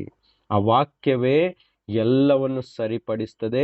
ಒಂದು ವೇಳೆ ಜೀವಿತವು ಪುನಃ ಬಂಧನದಲ್ಲಿ ಸಿಕ್ಕಿ ಹಾಕಿಕೊಂಡಿರುವುದಾದರೆ ಆ ದೇವರ ವಾಕ್ಯವೇ ಅವರನ್ನು ಪುನಃ ಬಿಡುಗಡೆಗೊಳಿಸಲಿಕ್ಕೆ ಶಕ್ತಿಯನ್ನು ಹೊಂದಿಕೊಂಡಿದ್ದಾಗಿದೆ. ಒಂದು ವೇಳೆ ಪುನಃ ಸಿಕ್ಕಿಕೊಂಡಿದ್ರೆ ನಿಮ್ಮಲ್ಲಿ ಸ್ಥಿರವಾಗಿರುವ ದೇವರ ವಾಕ್ಯವೇ ಅದರಿಂದ ನಿಮ್ಮನ್ನು ಬಿಡುಗಡೆಗೊಳಿಸ್ತದೆ. ಯಾಕೆಂದ್ರೆ ಇಡೀ ಪ್ರಪಂಚವನ್ನು ಸೃಷ್ಟಿಸಿದ ವಾಕ್ಯ ನಿಮ್ಮನ್ನು ಸಹ ಪುನರ್ ಸೃಷ್ಟಿ ಮಾಡಲಿಕ್ಕೆ ಅದಕ್ಕೆ ಪೂರ್ಣ ಶಕ್ತಿ ಉಂಟೆಂಬುದು ನಾವು ನಂಬುವರಾಗಬೇಕು. ಆಮೇನ್, ಆಮೇನ್. ಇಡೀ ಪ್ರಪಂಚವೇ ಸೃಷ್ಟಿಯಾಗಿದೆ. ಮರ, ಗಿಡ, ಪ್ರಾಣಿ ಅವೆಲ್ಲವೂ ದೇವರ ವಾಕ್ಯವನ್ನು ಕೇಳ್ತದೆ. ಹಾಗಾದ್ರೆ ನಮ್ಮ ಜೀವಿತವೂ ಸಹ ಆತನ ವಾಕ್ಯ ಕೇಳುವಾಗ ಆಟೋಮೆಟಿಕ್ ಆಗಿ ಬದಲಾಗ್ತದೆ. ಯೇಸು ಹೇಳಿದ ಒಂದೊಂದು ವಾಕ್ಯವು ರೋಗಗಳು ಕೇಳ್ತು, ಪ್ರಾಣಿಗಳು ಕೇಳ್ತು, ಮರ ಕೇಳ್ತು. ಹೌದಾ? ಕೇಳ್ತಾ ಇಲ್ವಾ? ಮರ ಒಣಗಿ ಹೋಗಿ ಅನ್ನೋಕೆ ಒಣಗಿ ಹೋಯ್ತಾ? ಮರ ಒಣಗಿ ಹೋಯ್ತು. ಹೌದಾ? ದುರಾತ್ಮಗಳು ಕೇಳ್ತು, ಶರೀರವು ಕೇಳ್ತು. ಹೌದಾ? ರೋಗಗಳು ಕೇಳ್ತು, ಸಾವು ಸಹ ಕೇಳ್ತು, ಮರಣವು ಸಹ ಯೇಸುವಿನ ವಾಕ್ಯದ ಮುಂದೆ ಅಡ್ಡ ಬೀಳ್ತು. ಕೇಳ್ತದೆ. ಆ ವಾಕ್ಯವನ್ನು ನಾವು ಇವತ್ತು ನಮ್ಮ ಆತ್ಮದಲ್ಲಿ ಇಟ್ಟುಕೊಂಡು ಸ್ಥಿರಪಡಿಸಿಕೊಂಡು ನಾವು ಜಯವುಳ್ಳವರಾಗಿ ಒಂದು ಒಳ್ಳೆ ಕ್ರಿಸ್ತಿಯ ಜೀವಿತವನ್ನು ಜೀವಿಸುವವರಾಗೋಣ. Price the lord. ಇವತ್ತಿಂದ ಏನು ಬೆಳೆಸ್ಕೊಳ್ಳೋಣ? ಆತ್ಮದ ದಾಹವನ್ನು ಬೆಳೆಸ್ಕೊಳ್ಳಿಕ್ಕೆ ಎಲ್ಲರೂ ಪ್ರಯತ್ನಿಸಿಕೊಳ್ಳಿ. ಯಾರಲ್ಲಿ ಆತ್ಮ ದಾಹವಿಲ್ಲವೋ ಆ ಆತ್ಮವು ಏನಾಗಿದೆ ಅಂತ ಅರ್ಥ? ಒಣಗಿ ಹೋಗಿದೆ ಅಂತ ಅರ್ಥ. ಅದಕ್ಕೆ ಜೀವ ಬರ್ಲಿಕ್ಕೋಸ್ಕರ ಆರಾಧನೆ ಮಾಡ್ಲಿಕ್ಕೆ ಆರಂಭಿಸಿ. ಆರಾಧನೆ ಮಾಡ್ತಾ ಇರುವಾಗ, ಕರ್ತನಿಗೆ ಸ್ತುತಿ ಮಾಡ್ತಾ ಇರುವಾಗ, ಹಾಡುಗಳಿಂದ, ಸ್ತೋತ್ರಗಳಿಂದ ಆತ್ಮವು ಪುನಃ ಏನಾಗ್ತದೆ? ಜೀವವನ್ನು ಹೊಂದ್ಕೊಳ್ತದೆ. ಆವಾಗ ವಾಕ್ಯವನ್ನು ಅದಕ್ಕೆ ಫೀಡ್ ಮಾಡಿ, ಉಣಿಸಿ, ಅದಕ್ಕೆ ಹೊಟ್ಟೆ ತುಂಬ ಉಣಿಸಿ, ಆವಾಗ ಪುನಃ ಆತ್ಮವು ಜೀವವನ್ನು ಪಡೆದುಕೊಳ್ಳುವುದು. ಇದೊಂದೇ ದಾರಿ, ಬೇರೆ ಯಾವ ದಾರಿ ಇಲ್ಲ. ಆಮೇನ್, ಆಮೇನ್. ಬನ್ನಿ ನಾವು ಪ್ರಾರ್ಥನೆ ಮಾಡುವ. ಎಲ್ಲರೂ ಇದ್ದಲ್ಲಿಯೇ ಕಣ್ಣುಗಳನ್ನು ಮುಚ್ಚಿ ಸಮಯದಲ್ಲಿ ಎಲ್ಲರೂ ಕಣ್ಣುಗಳನ್ನು ಮುಚ್ಚಿ ಬಾಯಿಂದ ಸ್ತೋತ್ರ ಮಾಡ್ತಾ ಇರಿ. ಯೇಸು ಕ್ರಿಸ್ತನ ಪರಿಶುದ್ಧ ನಾಮದಲ್ಲಿ ತಂದೆಯಾದ ದೇವರೇ, ಈ ಸಮಯದಲ್ಲಿ ನಿಮ್ಮ ಸನ್ನಿಧಿಯಲ್ಲಿ ಇದ್ದುಕೊಂಡು ನಿಮ್ಮ ವಾಕ್ಯವನ್ನು ಧ್ಯಾನಿಸ್ತಾ ಇರುವಾಗ ಅನೇಕರಿಗೆ ಬಿಡುಗಡೆ ಆಗ್ತಾ ಇದೆ ಎಂದು ನಂಬ್ತೇವೆ ಕರ್ತನೆ. ಯಾಕೆಂದ್ರೆ ನಿಮ್ಮ ವಾಕ್ಯವು ಸಾಧಾರಣವಲ್ಲ, ಅದು ಇಬ್ಬಾಯಿ ಕತ್ತಿ, ಅದು ಸಜೀವವುಳ್ಳದ್ದು, ಅದು ಪುನಃ ಸೃಷ್ಟಿಯನ್ನು ಮಾಡುವಂಥದ್ದು, ಮಚ್ಚೆ ಮತ್ತು ಕೀಲ ಎಲುಬುಗಳನ್ನು ಬೇರ್ಪಡಿಸುವಂಥದ್ದು, ಪ್ರಾಣ ಆತ್ಮಗಳನ್ನು ಬೇರ್ಪಡಿಸುವಂಥದ್ದಾಗಿದೆ, ರೋಗವನ್ನು ತೆಗೆದು ಹಾಕುವಂಥದ್ದಾಗಿದೆ, ಸತ್ತಂತ ಪ್ರಾಣಕ್ಕೆ ಜೀವ ಕೊಡುವಂಥದ್ದಾಗಿದೆ. ಅದು ನಿನ್ನ ವಾಕ್ಯ ಸಜೀವವುಳ್ಳದ್ದಾಗಿದೆ ಕರ್ತನೆ. ಈ ಸಮಯದಲ್ಲಿ ಕೇಳುವವರ ಕಿವಿಗೆ ಈ ಸಮಯದಲ್ಲಿ ಜೀವವು ಹೋಗಿ ಅವರ ಹೃದಯ ಆತ್ಮದೊಳಗೆ ಅದು ಏರಿ ಹೋಗಲಿ, ಇಳಿದು ಹೋಗಲಿ, ಅಡಿ ಭಾಗದಲ್ಲಿ ಅವರಿಗೆ ಅಲ್ಲಿ ಜೀವವನ್ನು ಉತ್ಪನ್ನ ಮಾಡಲಿ. ಯೇಸುವಿನ ನಾಮದಲ್ಲಿ ನಿರಾಶೆ ಇರುವವರಿಗೆ ಒಂದು ಹೊಸ ಉತ್ಸಾಹವನ್ನು ಉಂಟು ಮಾಡಲಿ ಇದೇ ಸಮಯದಲ್ಲಿ. ಯೇಸುವಿನ ನಾಮದಲ್ಲಿ ನೋವು ಮನಗುಂದಿದವರಾಗಿದ್ದರೆ ಯೇಸು ಕ್ರಿಸ್ತನ ನಾಮದಲ್ಲಿ ಅವರ ಹೃದಯಕ್ಕೆ ಒಂದು ಹೊಸ ಮನಸ್ಸನ್ನು, ಹೊಸ ಒಂದು ಆಶಯವನ್ನು ಕ್ರಿಯೇಟ್ ಮಾಡಲಿ ಯೇಸು ಕ್ರಿಸ್ತನ ನಾಮದಲ್ಲಿ. ಪಾಪದ ಸ್ವಭಾವಕ್ಕೆ ಒಳಪಟ್ಟು ಪಾಪದ ಜೀವಿತದಲ್ಲಿ ಬದುಕ್ತಾ ಇರುವುದಾದ್ರೆ ಅಲ್ಲಿ ಪಾಪ ಕ್ಷಮೆ ಉಂಟಾಗಲಿ. ಯೇಸು ಹೇಳಿದ್ದಾರೆ ವಾಕ್ಯದಲ್ಲಿ, ನೀವು ಯಾರ್ಯಾರ ಪಾಪಗಳನ್ನು ಕ್ಷಮಿಸುತ್ತೀರೋ ಅವರ ಪಾಪಗಳು ಕ್ಷಮಿಸಲ್ಪಡುವವು ಎಂದು. ಅನೇಕರು ಈ ಸಮಯದಲ್ಲಿ ಯೇಸು ಕ್ರಿಸ್ತನ ನಾಮದಲ್ಲಿ ಪಾಪ ಕ್ಷಮೆಯನ್ನು ಪಡೆದುಕೊಳ್ಳುವರಾಗಲಿ. ಒಳಗಿರುವಂತ ಆಳದಲ್ಲಿ ಸಿಕ್ಕಿಕೊಂಡಿರುವಂತ ಎಲ್ಲ ಪಾಪದ ಸ್ವಭಾವಗಳು ಯೇಸುವಿನ ನಾಮದಲ್ಲಿ ಸಂಪೂರ್ಣವಾಗಿ ಲಯವಾಗಿ ಹೋಗಲಿ, ನಿರ್ಮೂಲವಾಗಿ ಹೋಗಲಿ. ಎಲ್ಲರ ಆತ್ಮಕ್ಕೆ ಜೀವವು ಸಿಗಲಿ ಈ ಸಮಯದಲ್ಲಿ. ಸ್ವಲ್ಪ ಜೀವ ಇದ್ದರೆ ಅದು ಹೆಚ್ಚಳವಾಗಲಿ ಈ ಸಮಯದಲ್ಲಿ. ಯೇಸು ಕ್ರಿಸ್ತನ ನಾಮದಲ್ಲಿ ಎಲ್ಲರ ಮನಸ್ಸು ನೂತನವಾಗಲಿ ಯೇಸುವಿನ ನಾಮದಲ್ಲಿ. ಅವರೆಲ್ಲರೂ ಹೊಸ ಸೃಷ್ಟಿ ಎಂಬ ಸತ್ಯವು ಅವರಿಗೆ ತಿಳಿಯಲ್ಪಡಲಿ ಯೇಸುವಿನ ನಾಮದಲ್ಲಿ. ಅವರೆಲ್ಲರೂ ಬಿಡುಗಡೆಯಾಗಲಿ. ಯಾರ್ಯಾರ ಹೃದಯದಲ್ಲಿ ವಾಕ್ಯವು ಇವಾಗ ಸೇರಲ್ಪಟ್ಟಿದೆಯೋ, ಕೇಳಲ್ಪಟ್ಟಿದೆಯೋ, ಅಲ್ಲಿ ಸ್ಥಿರವಾಗಿದೆಯೋ, ಯೇಸುವಿನ ನಾಮದಲ್ಲಿ ನಾನು ಆಜ್ಞಾಪಿಸುತ್ತೇನೆ, ಈ ವಾಕ್ಯವು ಸೈತಾನನು ಕದ್ದುಕೊಂಡು ಹೋಗದಂತೆ ಅವರ ಹೃದಯದಲ್ಲಿ, ಆತ್ಮದಲ್ಲಿ, ಶರೀರದಲ್ಲಿ, ಮನಸ್ಸಿನಲ್ಲಿ ಆ ವಾಕ್ಯವು ಸ್ಥಿರವಾಗಲಿ. ಯೇಸುವಿನ ನಾಮದಲ್ಲಿ ಮುದ್ರೆಯನ್ನು ಒತ್ತುವರಾಗಿದ್ದೇವೆ ಈ ಸಮಯದಲ್ಲಿ. ಅದು ಅವರ ಜೀವಿತದಲ್ಲಿ ಬಹಳ ಫಲವನ್ನು ಕೊಡುವುದಾಗಲಿ. ಅವರ ನಂಬಿಕೆ ಹೆಚ್ಚಾಗಲಿ. ಯೇಸು ಕ್ರಿಸ್ತನು ಮಾತ್ರ ನನ್ನ ಸ್ವಂತ ರಕ್ಷಕನು, ನನ್ನನ್ನು ಬಿಡಿಸುವಾತನು, ನನ್ನನ್ನು ಬಲಪಡಿಸುವಾತನು, ನನ್ನ ಜೀವಿತವನ್ನು ನಡೆಸುವಾತನು ಎಂಬ ನಂಬಿಕೆ ಬಲಗೊಳ್ಳಲಿ. ಅಷ್ಟು ಮಾತ್ರವಲ್ಲ, ನಮ್ಮೆಲ್ಲ ಕೊರತೆಯನ್ನು ನೀಗಿಸುವ ಆತನು ಎಂಬ ನಂಬಿಕೆಯು ಎಲ್ಲರಲ್ಲಿ ಬಲಗೊಳ್ಳಲಿ. Thank you Jesus. ಎಲ್ಲರ ಜೀವಿತದಲ್ಲಿರುವಂತಹ ದೋಷಗಳು ಅವರನ್ನು ಬಿಟ್ಟು ದೂರವಾಗಲಿ, ಅಪಕ್ಷಮೆ ಅವರನ್ನು ಬಿಟ್ಟು ದೂರವಾಗಲಿ. ಬೇರೆಯವರನ್ನು ದೋಷಿಸುವಂತ ಆತ್ಮವು ಯೇಸುವಿನ ನಾಮದಲ್ಲಿ ನಾನು ಖಂಡಿಸುವನಾಗಿದ್ದೇನೆ. ಎಲ್ಲರ ಜೀವಿತವು ಸ್ವತಂತ್ರವಾಗಲಿ. ಇದೇ ಸಮಯದಲ್ಲಿ ಎಲ್ಲರಿಗೂ ಶಾಂತಿ ಸಿಗಲಿ, ಸಮಾಧಾನ ಸಿಗಲಿ, ನೆಮ್ಮದಿ ಸಿಗಲಿ. ಇದೇ ಸಮಯದಲ್ಲಿ ನಂಬಿಕೆ ಸಿಗಲಿ, ಕ್ಷಮೆದಮೆ ಸಿಗಲಿ, ತಾಳ್ಮೆ ಸಿಗಲಿ, ಪ್ರೀತಿ ಹೆಚ್ಚಾಗಲಿ. ಒಬ್ಬರಿಗೊಬ್ಬರಿಗೋಸ್ಕರ ಪ್ರೀತಿ ಹೆಚ್ಚಾಗಲಿ. ಯೇಸುವಿನ ಹೊಸ ಆಜ್ಞೆ, ಹೊಸ ಒಡಂಬಡಿಕೆಯ ಹೊಸ ಆಜ್ಞೆವಾಗಿರುವಂಥದ್ದು ಇದಾಗಿದೆ. ನೀವು ಪರಸ್ಪರ ಒಬ್ಬರನ್ನೊಬ್ಬರು ಪ್ರೀತಿಸಬೇಕೆಂಬುದೇ ನನ್ನ ಹೊಸ ಆಜ್ಞೆ ಆಗಿದೆ. ಎಲ್ಲರೂ ಈ ಆಜ್ಞೆಗೆ ಒಳಗಾಗಲಿ. ಯೇಸುವಿನ ನಾಮದಲ್ಲಿ ಈ ಆಜ್ಞೆಗೆ ಒಳಗಾಗಲಿ.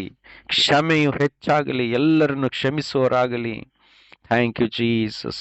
ಯೇಸು ಸ್ವಾಮಿ ನಮ್ಮ ಹೇರಳವಾದಂಥ ಪಾಪಗಳನ್ನು ಒಂದು ಕಾಲದಲ್ಲಿ ಕ್ಷಮಿಸಿ ಬಿಟ್ಟ ಹಾಗೆ ನಾವು ಸಹ ಇವತ್ತು ನಮ್ಮ ಮುಂದೆ ಎಷ್ಟು ಪಾಪ ಮಾಡಿದ್ರು ಸಹ ನಾವು ಕ್ಷಮಿಸುವವರಾಗೋಣ, ಯೇಸು ಕ್ರಿಸ್ತನ ನಾಮದಲ್ಲಿ. Thank you Jesus. Hallelujah, hallelujah, hallelujah. ಸ್ತೋತ್ರ ಕರ್ತನಿಗೆ. ಯೇಸುವಿನ ನಾಮಕ್ಕೆ ಸ್ತೋತ್ರ ಉಂಟಾಗಲಿ, ಯೇಸುವಿನ ನಾಮಕ್ಕೆ ಸ್ತೋತ್ರ ಉಂಟಾಗಲಿ. ಬಂಧನಗಳು ಬಿಚ್ಚಲ್ಪಡಲಿ, ಯೇಸುವಿನ ನಾಮದಲ್ಲಿ ಬಂಧನಗಳು ಬಿಚ್ಚಲ್ಪಡಲಿ. ಎಲ್ಲ ಪ್ರಕಾರದ ಬಂಧನಗಳು ಬಿಚ್ಚಲ್ಪಡಲಿ. ಮನಸ್ಸು ತೆರೆಯಲಿ. ಯೇಸುವಿನ ಸತ್ಯವಾಕ್ಯವು ಅವರ ಜೀವಿತದಲ್ಲಿ ಸ್ಥಿರವಾಗಲಿ. ಅಂಧಕಾರವು ಅವರನ್ನು ಬಿಟ್ಟು ಹೋಗಲಿ ಯೇಸುವಿನ ನಾಮದಲ್ಲಿ. ಅಂಧಕಾರವು ಬಿಟ್ಟು ಹೋಗಲಿ ಯೇಸುವಿನ ನಾಮದಲ್ಲಿ. ಯೇಸುವಿನ ವಾಕ್ಯದ ಮೇಲೆ ಪ್ರೀತಿಯ ಹುಟ್ಟಿಕೊಳ್ಳಲಿ ಅವರ ಹೃದಯದಲ್ಲಿ.